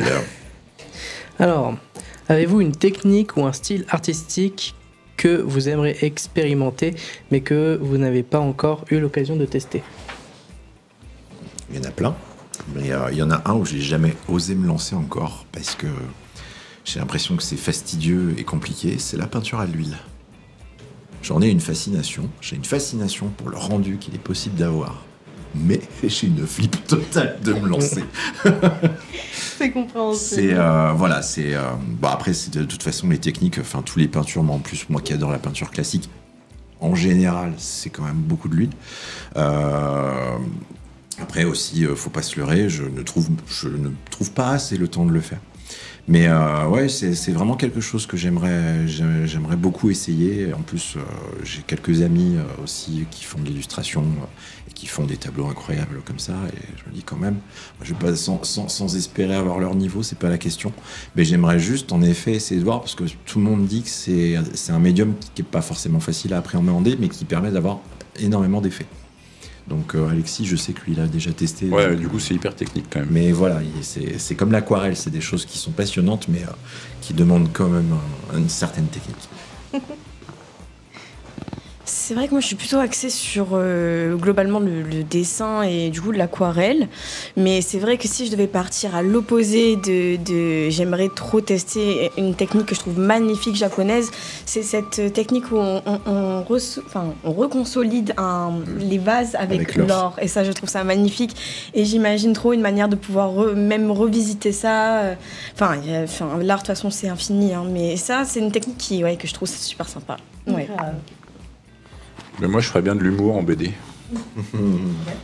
Ouais, parce qu'en fait, ça faisait partie de mes premiers amours en termes de dessin quand j'étais plus jeune. Et pour l'instant, j'ai pas eu l'occasion de m'y frotter. Mais c'est quelque chose qui me reste en tête, donc on verra si un jour j'arrive à le faire. On touche du bois. Ah voilà. Alors, dans ma vie, j'ai dit qu'il faut que je teste tout. Mais il y a vraiment quelque chose que j'arrive pas à me dire de tester, c'est le pixel art. Je sais pas pourquoi, mais je trouve ça tellement compliqué pour moi de petits pixels pour faire un dessin. Je sais pas comment les gens font. Pour moi, c'est... Faut que tu testes les perles Ama, c'est un bon truc, un bon point d'entrée pour ça. En vrai, parce que t'as le guide et faut vraiment pas hésiter. Cadeaux comme ça. Voilà, parce que moi j'avais commencé, j'ai découvert, ça m'a duré un mois, je faisais tout le temps ça. Je sais pas si vous voyez, donc les perles Ama, ce sont des petites perles qu'on va mettre sur un gabarit qui fait à peu près 15 cm, un carré de 15 cm, et ensuite on repasse. Et ça va les réchauffer, elles vont se souder et ça fait une œuvre en pixel art en fait. Il y a ma sœur qui fait ça. Voilà. Et moi j'avais commencé en fait en déconnant parce que j'avais tous les sprites de Mario, ce genre de trucs. Je me disais, faut trop que je fasse une fleur. Et c'est vrai que j'avais fait ça et j'avais mis la fleur en 2D dans un pot et que j'avais offert à ma sœur. Et j'ai dit, putain, mais c'est génial. Et en fait j'ai commencé à dire, je vais essayer de faire des portraits. Et en fait, tu prends ce gabarit-là, tu le mets sur un logiciel, et puis après, tu dessines point par point. Ouais. Et il faut juste voir ce qui est possible ou pas en détail. Et en fait, après, tu as juste à le recréer en perles. Et je te jure, il faut vraiment que tu essayes parce que c'est un bon point d'entrée pour que tu visualises. Bah franchement, ouais. Voilà. Parce que pour moi, faut un faire à passer. Mais voilà, faut un faire, je sais pas si ça se trouve. Oui, ça devrait marcher. Ouais. Ouais. Au niveau des pixel art, du coup, avec les Pokémon, etc., ce que je fais, c'est j'ai un cahier rempli. Ouais. C'est une page avec un Pokémon, et la deuxième page, c'est le même Pokémon sous forme de pixel art. Avec les carreaux du cahier. Ouais. Eh oui, il y a ça aussi. C'est vrai qu'il y a ça aussi. Et d'ailleurs, pour les pixel art, c'est beaucoup mieux les petits cahiers parce qu'on peut faire plus de dessins sur la page. De mathématiques. Parce qu'il y en a qui font ça avec les gros carreaux. Oui, avec les carreaux à ligne. Ça non, là, pas ça le fait. même rendu. Ouais, et au niveau du style, du coup, pour ma part, j'aimerais bien aussi tester la peinture à huile, donc que j'ai jamais testé. Avec un jour peut-être. Moi, pour le coup, ce serait la sculpture. Je sais pas, j'aimerais bien. Mais je pense que j'arriverai pas à faire un truc... C'est extrêmement difficile, la sculpture. Ouais. C'est pour ça que, justement, Après, il commence avec des bâtons, ça marche toujours. La sculpture de pierre pour... Qu'il meuble la sculpture de pierre. Bon, on se rejoint sur ce coup-là. On va passer au prochain emoji.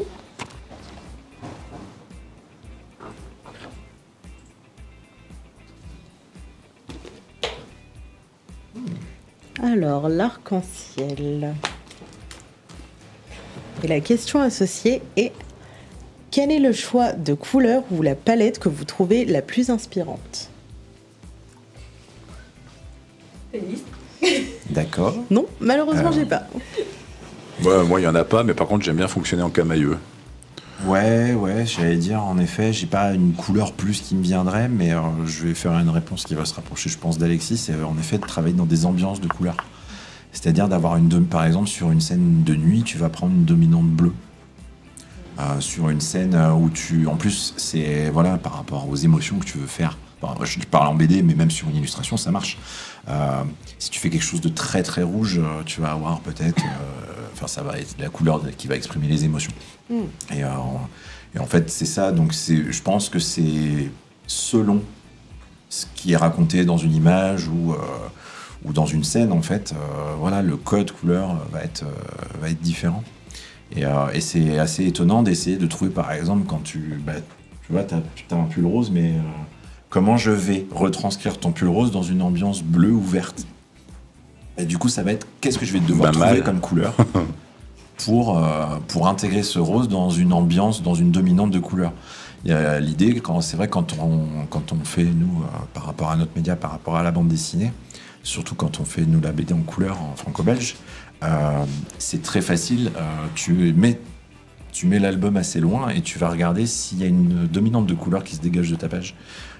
S'il y en a un petit peu partout, c'est peut-être que tu dis du coup j'en ai un peu trop mis de tous les côtés et il n'y a rien qui se démarque. C'est assez intéressant comme exercice. Voilà. Oui, ça a l'air. C'est vrai que par exemple sur les scènes de combat, en général ça va être plus le rouge qui va ressortir. Il faut une couleur. Si tu la fais en bleu, ça va être un peu trop mélancolique, mais tu peux aussi. C'est selon. Tu vas peut-être aussi faire une scène bleue et tu vas mettre un point de couleur très franc opposé d'un rouge très fort pour montrer autre chose. Il y a, je sais pas si vous voyez la bande dessinée Sin City de Frank Miller qui est en noir et blanc. Pour montrer vraiment l'impact sur les pages, par exemple, c'est spécifié dans le texte qu'elle a une robe rouge, en fait, elle va être juste sa robe en rouge dans la page. Et c'est le seul élément en couleur qu'on va avoir. Et ça devient de manière récurrente comme ça. Et là, c'est la bonne utilisation de la couleur parce que narrativement, elle veut dire quelque chose. Oui. Là, j'aurais le coloriste avec qui on travaille, Johan Guillot, qui pourrait en parler des heures par rapport à ça. Mais c'est vrai que le travail de couleur en bande dessinée et plus largement en illustration, même en peinture, c'est assez passionnant parce que ça véhicule l'émotion, ça a un sens. Il y a toute la symbolique des couleurs aussi, tout ça. Ok. Alors, faut savoir que je suis pas le meilleur dans les couleurs. Vraiment, déjà que pour mes propres illustrations, je galère à en trouver et tout ça. Mais si je pense sur mes propres illustrations, mes propres dessins, je dirais c'est vraiment les palettes avec des couleurs plus sombres, plus vraiment. J'adore faire du dessin sombre en fait. Donc voilà. Mais c'est vraiment les couleurs vraiment qui sont sombres, le bleu, tout ça. Enfin bref. Ouais, je peux pas te dire. Franchement, je suis vraiment pétée en couleurs. Donc je sais pas quelle palette pour moi me viendrait en tête, mais moi c'est mes palettes habituelles, les couleurs sombres. Ouais, c'est vrai qu'elle est pas très simple cette question. Ouais, c'est dur en vrai. Ouais, c'est touchy. D'autres réponses? C'est vrai que c'est hyper touchy comme question parce que même pour moi qui du coup c'est vrai que principalement j'ai plus à l'aquarelle ou au crayon et donc quand je suis au crayon j'aime bien choisir du coup des couleurs vieillies que je vais fondre ensemble et en fait c'est que j'aime bien mélanger les couleurs parce qu'en fait ça n'a jamais le même rendu, le fait qu'il y ait des couleurs qui se superposent, des textures qui se superposent, donc c'est vrai que c'est une question qui est touchy. Après c'est vrai que je choisirais plutôt le bleu parce que le bleu ça fait tellement d'ambiance, autant on peut en faire un paysage que quelque chose de mélancolique ou voilà comme il disait. Donc je pense que si vraiment je devrais faire un choix, je resterais sur le bleu, mais c'est vrai que les couleurs, gardez vos couleurs s'il vous plaît. Pour le coup personnellement j'aurais dit les gris. Alors c'est une réponse qui casse complètement l'ambiance, mais je trouve qu'avec le gris on peut un peu tout transmettre. Enfin surtout moi qui dessine sur papier, du coup j'aime bien, des fois utiliser les gris pour foncer quelque chose, éclaircir quelque chose d'autre, etc. Il y a un exercice qui est intéressant, c'est qu'en fait quand on dit travailler en niveau gris, nous quand on fait par exemple tu fais une illustration, une page en couleur, il y a un exercice qui est intéressant, c'est si tu veux voir si ton image fonctionne en lumière, en contraste. Tu la passes en noir et blanc. Et 9 fois sur 10, tu vas avoir une image uniformément grise. et c'est que tu t'es loupé. Parce qu'il n'y a rien qui se démarque. Et ça, je te rejoins, c'est que travailler en noir et blanc te permet de mieux appréhender la lumière, plus facilement. Et du coup, derrière, tu peux, après, si tu souhaites la mettre en couleur, tu as déjà, en fait, si tu travailles vraiment ton modelé, tes lumières, etc., c'est beaucoup plus facile de la mettre en couleur après, puisque tu as vraiment ton contraste. Enfin, plus que la couleur, c'est le contraste qui est difficile à obtenir sur une image. Ouais, mais j'ai travaillé comme ça sur ma série de SF qui s'appelle Siberia 56, où en fait, toutes les pages étaient montées en niveau de gris. Et après, en fait, je passais simplement des jus de couleur par-dessus pour avoir l'ambiance. Et en fait, ça te permet aussi de séparer les problèmes. C'est-à-dire que quand tu travailles directement en couleur, il faut que tu penses à ta palette de couleurs, il faut que tu penses à tes contrastes, il faut que tu penses à ta lumière. Et ça fait beaucoup de choses à régler en même temps, alors que si tu travailles en niveau de gris, où en gros tu penses en noir, en gris, en blanc, tu te soucies pas de la couleur, il suffit que tu te concentres là-dessus. Une fois que ça c'est fait, tu penses que à l'autre. Et ça, c'est intéressant parce que ça te permet de progresser aussi. C'est-à-dire que moi, quand j'ai commencé à bosser comme ça, souvent, je m'apercevais une fois que j'arrivais aux couleurs, qu'en fait, sur mon gris, j'étais pas assez en lumière là où je voulais. Et donc, ça m'a permis aussi d'équilibrer ça dès le départ. Et maintenant, quand je travaille directement en couleur, il y a beaucoup de choses qui se règlent toutes seules, en fait, d'une manière plus intuitive. C'est vrai que c'est un travail délicat. Et on peut faire ça en peinture aussi, hein. Je ne sais pas si on le sait, mais par exemple, vous pouvez travailler en acrylique, avec la peinture acrylique, vous montez toute votre peinture en gris, et après, vous prenez vos jus très dilués avec de l'eau que vous passez sur votre gris, et en fait, ça se met en couleur tout seul. Donc tu vois, ta réponse du gris était très bonne, en fait. Ça me rassure.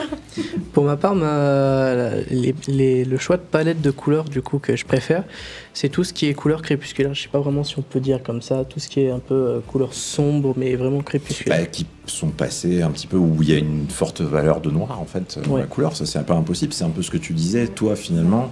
C'est une palette de couleurs étendue, mais avec une dose de noir dans la couleur. Après ça, c'est plus des termes d'ambiance en fait, parce que tu peux très bien avoir une ambiance crépusculaire dans des bleus, comme tu peux avoir une ambiance lumineuse dans des bleus. Tu vois, la question c'est ça. Parce que toi tout à l'heure tu disais je sais pas trop, mais au final quand tu as parlé de la couleur, le truc qui t'est venu, tu l'as peut-être même pas remarqué, c'est que tu as dit bleu. Donc en fait ça va être le bleu qui te parle, tu vois ce que je veux dire. C'est pas forcément le bleu, c'est vraiment toutes les couleurs en fait foncées qui sont qui sont pratiquement noires, mais qui a une légère coloris. Ça va pas trop avec les Pokémon ça quand même. Justement plus avec le côté guerre. C'est un peu par rapport à ça. Mais au niveau des Pokémon, j'essaie quand même de faire. Bon, je les fais quand même à leur couleur. Mais il y a des moments où je mets en scène, en fait, je fais une sorte de tableau avec plusieurs Pokémon, etc. Où j'essaie de faire une ambiance justement très sombre, une ambiance de nuit un petit peu. De te le rappeler. Tu essaies d'adapter le truc. Ouais. Voilà. On va passer au prochain emoji du coup. On va juste accélérer un petit peu parce qu'on est en train de la bourre. Alors, c'est l'étoile. Quel est le meilleur conseil que vous aurez reçu concernant l'art ? Je commence pas. Je réfléchis. Non, moi. Concernant l'art, c'est-à-dire un conseil qu'on vous aurait donné. Un conseil qu'on t'a donné. Ah non, mais ne prends pas l'art au majuscule parce que là. Vous avez 3 heures. Ça peut vouloir dire pas mal de choses, mais. C'est de douter le moins possible et d'avancer et d'y aller, mais il faut être motivé, quoi. En tout cas, si on y pense d'une manière professionnelle. Parce qu'après, en détente, si on veut rester comme ça, les enjeux sont différents, mais en tout cas, d'une manière professionnelle, si on doit envisager de travailler dans l'art, quel que soit le domaine, il y a intérêt à être vraiment motivé. Moi, je dirais de trouver le juste milieu entre le lâcher-prise et le contrôle. Parce que si on va plus vers l'un ou vers l'autre, il y a un moment où on va se prendre un mur. Voilà. Parce que le lâcher-prise permanent épuise et ne fait pas progresser. Et le freak control permanent ne permet pas non plus de s'exprimer au niveau émotionnel. Donc en fait, c'est d'autant plus vrai quand on fait ça de manière professionnelle. C'est le juste milieu à trouver qu'on cherche un peu toute notre vie en fait. Voilà.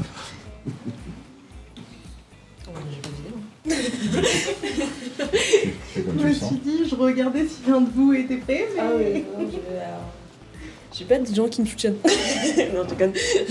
Non, mais non, j'ai pas de conseils. J'ai jamais eu de conseils vraiment sur ça.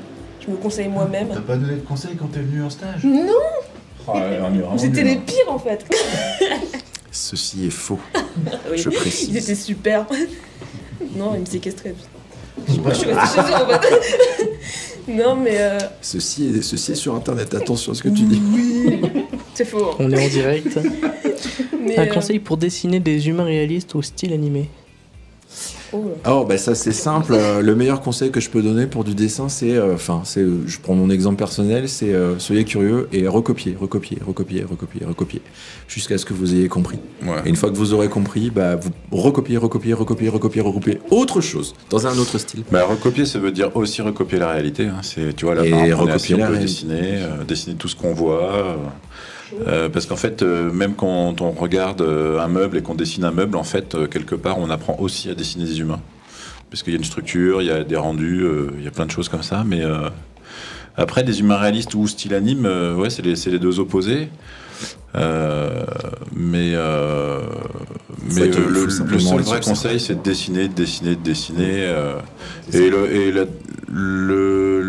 la dernière chose que j'ai envie de dire aussi, c'est de rester humble, parce que à un moment, en fait, si on essaie de dessiner un dragon et que quand on le montre aux gens, les gens nous disent putain, il est super beau ton chien, et ben c'est pas insultant, c'est juste qu'on a raté notre coup. Et que si les gens voient un chien, ben, c'est qu'il y a un truc qui va pas. Ça veut pas dire qu'on est mauvais, ça veut juste dire qu'on est en train d'apprendre et que la prochaine fois on fera attention. Par contre, c'est pas celui qui dit que le dragon est un chien qui est un imbécile. Non, s'il voit un chien, il voit un chien, quoi. Donc là, faut se remettre en question et se dire bon, bah, qu'est-ce que j'ai raté, et recommencer. Pour toujours et à jamais. Ouais. Forever. C'est vrai que vous aviez pas mal résumé ce que je pensais également, c'est que je pense qu'il faut un juste milieu. J'ai un petit peu touché aussi à la musique et ce que j'ai trouvé, du coup, le conseil qui m'a le plus servi pour tous les domaines, en fait, c'était justement trouver ce juste milieu et aussi trouver quelque chose de ok, notre univers c'est bien, mais il faut pouvoir toucher les autres également et pouvoir que les gens comprennent aussi ce qu'on veut transmettre. Donc avoir sa patte c'est bien, mais pouvoir communiquer aussi l'intention de base c'est mieux. Donc voilà. Bon, on m'a donné un... On m'a donné un conseil quand j'ai fait de la musique. J'ai fait 5 ans de guitare. 1 an de guitare sèche et 4 ans de guitare électrique. Et le conseil, c'est surtout prendre de la patience, entre guillemets, et prendre du recul. Alors pour le coup, moi, c'était de s'écouter.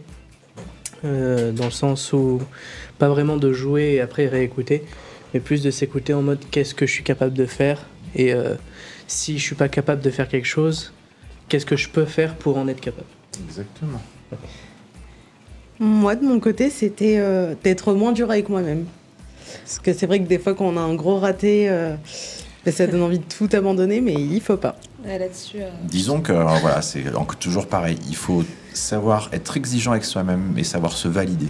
Tu vois, c'est vraiment c'est en ça que je dis il faut trouver la balance, c'est-à-dire que faut assumer de dire ça je l'ai fait, j'en suis content. Faut pas juste se dire bon si les autres voilà, mais en même temps en effet comme il disait, si on vient de te voir et qu'on te dit oui, ok. Donc je vais être exigeant, voilà. Donc, mais il faut surtout pas se remettre en question ou quoi que ce soit. En fait, c'est tout le temps. Nous, moi, je dessine depuis que j'ai l'âge de 10 ans. J'en ai 42. Je continue et ça fait aujourd'hui. Ah oui, c'est vrai. Joyeux anniversaire. Merci. Oh là là. Et il faut pas se leurrer. Ça fait presque 20 ans qu'on fait de la bande dessinée et je continue à penser comme ça. J'ai besoin toujours d'aller plus loin. Je trouve que c'est ce qui est motivant. Je trouve que c'est le moteur qui permet d'avoir toujours envie de kiffer ce qu'on fait, quoi. Et ça passe aussi par un minimum d'exigence envers soi-même. Voilà. Tu voulais dire quelque chose ? En fait, je l'avais dit en fait, mais par exemple un conseil, fais pas comme moi, tu dessines, mais au final tu vois pas de résultat, mais t'as l'impression de pas avoir de résultat parce que tu t'obstines à vouloir quelque chose de parfait. Alors qu'en fait, la perfection, tu l'atteindras pas comme ça, quoi, en un claquement de doigts, en une sorte de dessin. Du coup, en soi, c'est vraiment prendre du recul sur ce qu'on fait, parce que c'est ce que j'ai pas fait pendant 2 ans, 1 an de ma vie, où je dessinais, je me disais, bah non, c'est pas ça que je veux, alors que je vais atteindre ce qu'a fait le dessinateur de Dragon Ball Z. Maintenant, je vais pas le faire en 2 jours, quoi. Donc, en soi, pas se descendre, parce que du coup, tu fais de ton mieux, et tu feras toujours de ton mieux. Comme tu as fait une erreur, faut que tu reconnaisses ton erreur, surtout. Et voilà, il faut avancer avec ses erreurs. Le fait est que la perfection, il faut pas. Moi, après, c'est pas le conseil. Moi, c'est le conseil que je me suis donné à moi-même depuis que je suis gosse. Et ça, pour le coup, c'est valable que ce soit pour vous quand vous parliez de musique. Et c'est on en parle plein de fois avec Alexis. La perfection n'existe pas, mais en fait, quand on crée une œuvre, que ce soit de la musique, que ce soit un dessin, il y a une émotion qu'on va mettre dedans, quelle qu'elle soit. Et en fait, la première personne qui doit ressentir l'émotion qu'on doit faire dans ce qu'on fait, c'est nous-mêmes. Donc, si à tes yeux le dessin est réussi ou la chanson est réussie, c'est si tu veux faire passer cette émotion et que tu la ressens en la jouant, en l'écoutant, en le faisant, en le regardant, c'est au moins que tu as réussi pour toi. Est-ce que ça veut dire que les autres seront réceptifs? Ça, tu verras bien. Mais tu as déjà une moitié du travail qui est fait. Et en fait, pour moi, c'est la règle fondamentale en art, quel qu'il soit. C'est l'émotion que toi tu mets et surtout qui doit te toucher toi en premier. Ça paraît très égoïste comme truc, mais en même temps, quand on fait une œuvre, on est les premiers en fait, les premiers spectateurs. Avant de la montrer aux autres, on doit la faire. Donc, je pense que si on arrive à ressentir ce qu'on fait vraiment au plus profond de nous, on a déjà quand même une bonne chose de faite. C'est vrai. Faut que tu aimes avant que les autres aiment. Oui, c'est clair. Faut le détester 15 jours après, mais ça, c'est pas grave. Non, oui, mais ça, c'est l'histoire de la vie. Tu reviens et c'est fond que tu l'aimes plus. Il restait des emojis, mais vu le temps, je pense qu'on va plutôt passer au jeu des stats et on va essayer de le faire le plus vite possible. Parce qu'après, du coup, il y aura les questions. Non, on va passer aux questions pro directement. Aux questions ? Ok. Ouais. On passe aux questions pro, du coup. Alors, je vais dire la première, du coup. Alors, qu'est-ce qui vous a donné envie de vous lancer sur le projet Goldorak ? C'est parti d'un pari, en vrai. C'est le scénariste qui a dit, qui était fan de Goldorak, et donc qui avait une discussion avec l'éditrice, et qui a dit moi Goldorak quand même, c'est l'œuvre que j'adorais quand j'étais enfant, et aujourd'hui je suis scénariste aussi parce que ça fait partie des choses qui m'ont construit. Et notre éditrice, donc, qui travaille chez Kana, édition que vous connaissez pour Naruto, pour ce genre de choses, l'a pris au mot et lui a dit je pars au Japon rencontrer Go Nagai, le créateur de Goldorak. Est-ce que tu as un projet à lui soumettre? Et c'est là que je vais faire l'historique très courte. Il nous a démarché, on a monté le projet avec le groupe d'artistes qui sont aujourd'hui impliqués. Pendant 10 jours, on a monté un projet, et puis elle est partie avec ce projet traduit en japonais sous la main pour le présenter au créateur. Nous, en fait, même si refusé, on s'en fichait parce qu'on se dit, ne serait-ce que de dire qu'on a fait quelque chose dans l'univers de Goldorak et que le créateur allait le voir. Et même s'il nous disait on non, était content déjà. On était content de base. Ouais. Et coup de bol, il a dit oui. Ouais. Bon, c'est très résumé comme ça parce qu'on n'a pas le temps de faire l'historique, mais c'est effectivement parti de ça, quoi. C'est top. Ok, c'est vraiment hyper improbable. Hyper improbable. Et souvent, on nous dit, mais comment vous avez fait pour ça? Et en fait, on répond, mais en fait, on a juste demandé. Personne n'avait demandé, quoi, c'est tout. Hein. Ça, c'est une belle leçon de vie, je pense. À noter. Des fois, il faut juste oser. Et puis, juste fais-le, comme ils disent. Exactement. Comme dit Nike. On passe à la prochaine question. En même temps, je vais juste dire un petit mot. Là, Goldorak, je crois que ça faisait vraiment très longtemps que ça avait été arrêté. Si en fait, il y a eu tout un moment où ça ne passait plus en France parce qu'il y avait des problèmes justement entre Go Nagai, qui est le créateur, et la Toei, qui est la boîte d'animation. La boîte de prod, ouais. Et donc pendant longtemps, c'est plus passé à la télévision. C'est pour ça qu'il n'y avait pas de jouets, qu'il n'y avait rien, en fait. Et du coup, c'est vrai que ça s'est décanté dans le milieu des années 2010, donc c'est ressorti en Blu-ray DVD, mais c'était vraiment uniquement pour le truc. Mais là, on arrive à une période charnière, c'est les périodes d'anniversaire, ça va être les 50 ans l'année prochaine. Déjà, pour les 40 ans, ils voulaient faire, mais ça a été reporté. Il y a eu le Covid, il y a eu pas mal de choses qui ont permis ça, mais et puis là, c'est vrai que ce soit nous avec la BD, là il y a un nouvel animé qui est arrivé, qui est un reboot. Et en fait, on se rend compte que la machine Goldorak, il suffit juste de la relancer, puis alors là, ça marche toujours autant qu'il y a 40 ans en arrière. C'est fou, quoi. Déjà, moi, je suis pas non plus... je suis quand même très jeune, mais j'ai un petit peu grandi quand même avec Goldorak. J'imagine que tes parents t'ont initié à ça comme tout bon parent. Pas vraiment mes parents, mais j'ai eu mon frère, un de mes grands frères, qui était un peu vraiment à fond dans Goldorak. Et du coup, j'ai eu quand même des figurines. J'ai quand même quelques petits trucs, mais bon, après maintenant à voir du coup avec les nouvelles ce qui va arriver.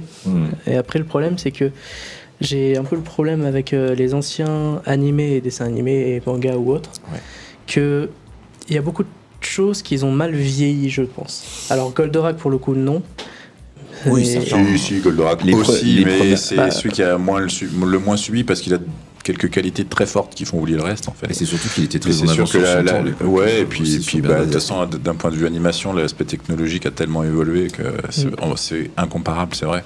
Mais tu vois, à contrario, ça rejoint ce qu'on disait tout à l'heure sur la perfection. C'est assez intéressant en ce qui me concerne. Quand je regardais un Goldorak, on voit plein de défauts. Mais dans cette imperfection-là, en fait, j'y trouve beaucoup d'humain et d'émotions que je trouve pas sur certaines animes qui sortent aujourd'hui, qui sont très fades de ce point de vue-là, parce qu'en fait, il n'y a pas de ressenti. Tu vois, c'est pas assez travaillé de ce point de vue-là. Voilà. Fait, c'est technique, c'est joli, c'est esthétisant, mais ça s'arrête là, quoi. Du ressenti, les anciennes œuvres ont plus de caractère, on va dire, plus de sentiments que celles récentes. Bon, il y en a quand même dans les récentes, mais... Les animateurs sur les après, il y a des trucs qui sont top à faire. Un épisode en plus, faut le dire. On va passer à la prochaine question. Oui. Alors, quelles compétences considérez-vous comme essentielles pour réussir en tant qu'artiste professionnel ? Je vais commencer, je vais redire ce que je disais tout à l'heure, c'est être motivé. Parce que c'est moralement difficile. C'est une quête de tous les instants. En fait, on peut faire un résumé de tout ce qu'on a dit juste avant. Hein. C'est l'humilité, la volonté. Il faut aussi être un bosseur. Perso, des artistes hyper doués, j'en ai vraiment croisé quelques-uns. Et quand je dis hyper doués, c'est un euphémisme. Hein. Il y en a, ça frôlait le génie. Hein. Mais tous ceux qui sont encore, ceux que j'ai croisés comme ça il y a 20 ans, et si je regarde aujourd'hui, ceux qui sont encore là aujourd'hui, c'est pas les génies, c'est ceux qui ont bossé. Donc peut-être un peu moins bons, mais par contre bosseurs. C'est-à-dire que bande dessinée, si t'es pas prêt à travailler, à dessiner 8 à 10, 12 heures par jour, tout le temps. Alors après, il y a un problème d'organisation perso, mais parfois, moi j'en connais qui bossent aussi le samedi, le dimanche, tout ça. Enfin, il y a un moment, il faut savoir ce qu'on veut, quoi. Donc ça, c'est vraiment le credo essentiel, quoi, d'être motivé et de savoir ce qu'on veut, tout en restant à sa place, parce que après c'est un milieu professionnel, donc ça dépend aussi un petit peu dans quel secteur et dans quelles conditions, parce que là, moi, ce que je dis là, c'est valable en particulier pour les auteurs de bande dessinée qui sont donc à leur compte, etc. Donc je parle pas de l'artiste qui œuvre dans le cadre d'un salariat, où c'est un petit peu différent, mais ça reste des milieux très compétitifs. En plus, on a aujourd'hui des problèmes technologiques par rapport à l'IA et tout ça qui se posent. Donc il y en a beaucoup qui savent plus trop où ils habitent en ce moment, parce qu'ils savent pas quelles sauces ils vont être mangés d'ici. Il y a 2 ans, on disait d'ici 10 ans, puis maintenant on dit d'ici 5 ans, et dans 1 an on dira encore moins, parce que ça évolue vraiment très très vite. Puisqu'il y a 1 an et demi, on rigolait encore parce que les images sortaient avec des mains à 18 doigts, etc. Mais là, c'est plus le cas déjà. Hein, donc voilà. Donc ouais, il faut vraiment être bosseur et être motivé, quoi. Quelque chose un truc à ajouter ? Oui. Qu'est-ce que je pourrais rajouter ? La compétence, savoir, à défaut d'être, parce qu'on est des artistes, des fois on a un peu cette espèce de timidité. C'est un conseil qu'on t'a donné, si tu te rappelles bien. Tu vois qu'on dit des conseils. C'est croire en ce qu'on fait, ou tout du moins montrer à la personne que tu sais de quoi tu parles. Quand tu dois parler de ton œuvre, quand tu dois machin, tu dois avoir l'air serein et sûr de ce que tu racontes. même si c'est vrai, même si c'est pas vrai. Tu as le droit d'aller pleurer dans un coin après ton rendez-vous. C'est ce que j'aime à répéter. Moi, combien de fois, quand j'ai dû avoir à aller défendre des projets auprès d'éditeurs, d'avoir l'air posé, ferme, etc. Ben ouais, et après, je ressortais, je disais, j'allais dans un coin en PLS, quoi. Mais non, c'est hyper important. Ça, c'est pas quelque chose que j'ai appris dans mon domaine professionnel, c'est quelque chose que j'avais appris pour mon BTS. On avait quelqu'un, donc c'était quand on devait faire les BTS blancs à l'oral, on avait quelqu'un, j'ai plus le terme, ceux qui décryptent les gestuels. Un analyste comportemental. Voilà, qui était venu et qui en fait on faisait un oral pendant 5 minutes devant elle et elle a décodé tous nos tics gestuels, dans quelle direction on regarde, ce genre de choses pour dire ça veut dire ça, ça veut dire ça, ça veut dire ça. Ok, et en fait, tu te rends compte alors, la plupart des gens vont pas s'en rendre compte, mais si toi tu sais comment pallier à ça et montrer l'air rassuré, en fait c'est quelque chose dont les gens, enfin une gestuelle que tu vas avoir quand tu vas parler d'un sujet, par exemple, voilà, là je te parle, je te regarde droit dans les yeux, c'est quand même déjà quelque chose qui montre que je suis sûr de ce que je dis. Oui. Et en fait, c'est plein de petits trucs comme ça, donc ça fait partie des compétences professionnelles en art que de savoir parler avec confiance, un minimum, de ce pour défendre ce qu'on fait. Ouais, et puis qui dit professionnel dit rémunération, donc il faut se tenir au courant des tarifs qui se pratiquent, des pratiques en cours, et comme dans n'importe quel milieu professionnel en fait, mais c'est important de le rappeler quand c'est dans le milieu artistique parce que bien souvent quand on se lance dans des voies comme ça, un petit peu artistique, où on bosse un peu seul dans sa cave, tout ça, c'est aussi parce qu'on n'est pas forcément hyper à l'aise avec les gens et avec certains aspects de la société, mais à un moment, si ça devient professionnel et qu'on veut en vivre, c'est important de savoir se faire respecter à ce niveau-là. Et donc ça veut dire se renseigner sur comment je dois remplir ma feuille d'impôt, sur tout l'aspect comme ça administratif qui est très important. On va dire. Bip. Ouais, puis quand on se met dedans, c'est pas si compliqué que ça. En plus, c'est juste que, par contre, voilà, il faut se tenir au courant. Et il faut lire un contrat. Savoir lire un contrat. Déjà, juste le lire. En plus, savoir le lire, avoir 2-3 conseils, c'est vraiment important. On est désolé pour les compétences, peut-être vous vous attendiez à des trucs, machin, mais en fait, on dit tout le côté rébarbatif. Absolument pas. Non, mais c'est vrai que c'est un aspect qu'on a tendance à oublier, et je trouve qu'on n'enseigne pas assez s'il y en a qui font des études. Ouais, d'autant que si on veut se lancer dans le milieu artistique, dans le dessin et tout, ça veut dire qu'on a une appétence pour ça, donc de toute façon, naturellement, évidemment, il faut dessiner. Après, savoir dessiner, qu'est-ce que ça veut dire ? C'est aussi un vaste sujet, puisque ça dépend ce qu'on veut faire. Si on veut travailler dans le jeu vidéo ou dans la BD, les voies sont aussi nombreuses qu'il y a de personnes, hein, donc évidemment oui, il faut travailler le dessin, il faut savoir raconter en bande dessinée, il faut savoir raconter une histoire en dessin, tout ça, mais ça c'est des choses qui tombent sous le sens. Mais par contre tout ce qu'on vient de dire là, on n'y pense pas forcément, alors que c'est vraiment très important dans la mesure où on veut en vivre. C'est sûr. Est-ce que vous avez quelque chose à rajouter, Maïko, Nova ? Non ? Vous pouvez aussi intervenir, il n'y a pas de souci. Si à un moment vous voulez rebondir ou quoi, n'hésitez pas. On passe à la prochaine. Alors, on va passer à la prochaine question. Pensez-vous que la veille informationnelle au niveau artistique est importante ? Si oui, pourquoi ? Alors juste, il faut me dire ce que c'est la veille informationnelle. Moi non plus, j'ai pas très compris la question. Veille ? C'est où que la veille ?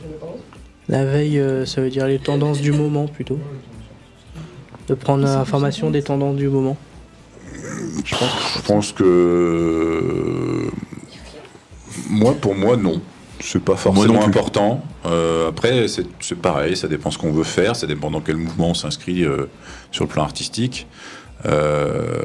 Moi personnellement, je me suis, alors sur la bande dessinée, toujours pareil, hein, parce que c'est le domaine qu'on connaît quand même le mieux puisqu'on est dedans. Je me suis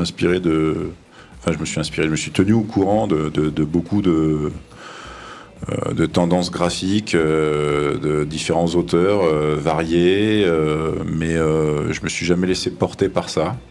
Et j'ai essayé de me nourrir au maximum de plein de choses pour derrière ne pas y réfléchir et ressortir ce qui moi me correspondait. L'autre technique serait de dire je veux rien savoir parce que je veux juste faire mon truc.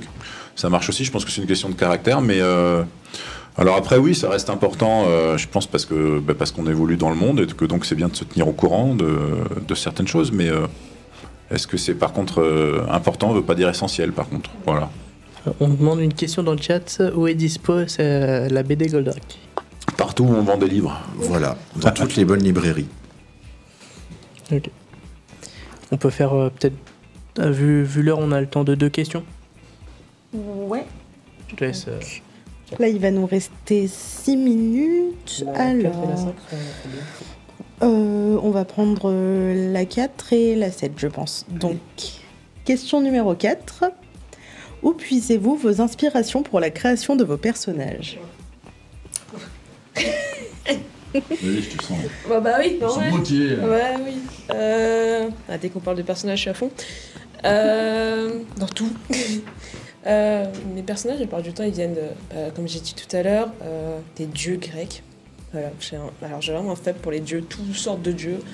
Mes personnages viennent la plupart du temps de dieux grecs, égyptiens, chinois, japonais, bref, rien de tout là. Ça vient aussi de mes univers aussi, parce que je suis très univers fantasy du coup, apocalyptique, tout ça. Ils viennent de ça, ils viennent de ma tête aussi parfois. Tu sais, pétage de plomb, j'ai créé un personnage comme ça. Mais ouais, mes personnages, ils viennent de tout et de rien. Parfois, je peux voir quelqu'un dans la rue, je me dis « Ah, tiens, ça ferait tellement un beau personnage dans de mes histoires. Juste parce que, voilà, je sais pas... C'est déjà arrivé de croiser quelqu'un dans la rue et de te dire « Mais si je le dessine, personne ne me croit jamais, quoi. » Mais si, c'est vrai, ouais. J'ai déjà croisé quelqu'un, je me suis dit, mais toi, je te mets dans mon histoire, voilà, tu passes trop bien, je trouve. Non, mais je sais pas, il y a des gens, ils ont des vibes comme ça, où je me dis, t'as une vibe à te dessiner, enfin bref. C'est mes délires à moi après, hein, mais voilà, cool. Pour moi, tout le monde est fait pour se trouver dans une histoire, je sais pas, je trouve qu'on est tous le personnage principal de notre vie. Du coup, pourquoi pas dans une histoire, tu vois je sais pas, à tout moment, je me dis, bah, Brice, c'est bon, c'est le personnage principal de mon histoire, il est super, tu vois, ce mec. Attention à ce que tu vas faire avec moi. Mais vas-y, je t'en prie. Non, mais je sais pas, super héros. Mais t'as tout dit. Ouais. T'as tout dit, en fait, les inspirations pour les créations de personnages, elles viennent de tout ce qui nous entoure, que ce soit le réel ou l'imaginaire. Quand je dis ça, c'est la réalité, c'est vous, c'est nous tous ici, c'est les gens dans la rue, et au-delà de les gens, ce sont les bâtiments, ce sont les ambiances. Une ambiance d'un coucher de soleil que tu vas voir le mardi 18 novembre, va te dire, ça m'inspire cette scène-là. Et c'est aussi ce que tu lis, ce que tu écoutes. On parle de la musique, moi c'est la musique par exemple qui est indispensable pour moi. Je peux pas travailler sans musique parce que la musique va me véhiculer une émotion qui va me donner des images de scènes, de ce que j'ai envie de dessiner. C'est tout, absolument tout. Il faut chercher l'inspiration partout. Elle est partout autour de nous. L'univers, tout ça. Ouais. Tu connais? Ouais. Voilà, j'aime bien. Et merci pour ces réponses. Bon, je vais poser une dernière question du coup pour moi qui est assez importante, donc la 5. Comment parvenez-vous à associer vos différentes techniques et de dessin et vos points de vue pour arriver au résultat final? Sur Goldorak, alors nous on aime bien faire la réponse un peu rigolote mais qui est presque vraie, de dire qu'on fait un trait chacun. Ah oui, c'est ce que tu veux dire entre plusieurs artistes. Alors, je pense que ce qui est simple avec Alexis, c'est que c'est simple. En fait, non mais quelle belle phrase. Non mais voilà. C'est en vrai. Nous, c'est arrivé naturellement. On a commencé sur un délire et en fait, ça a été immédiat.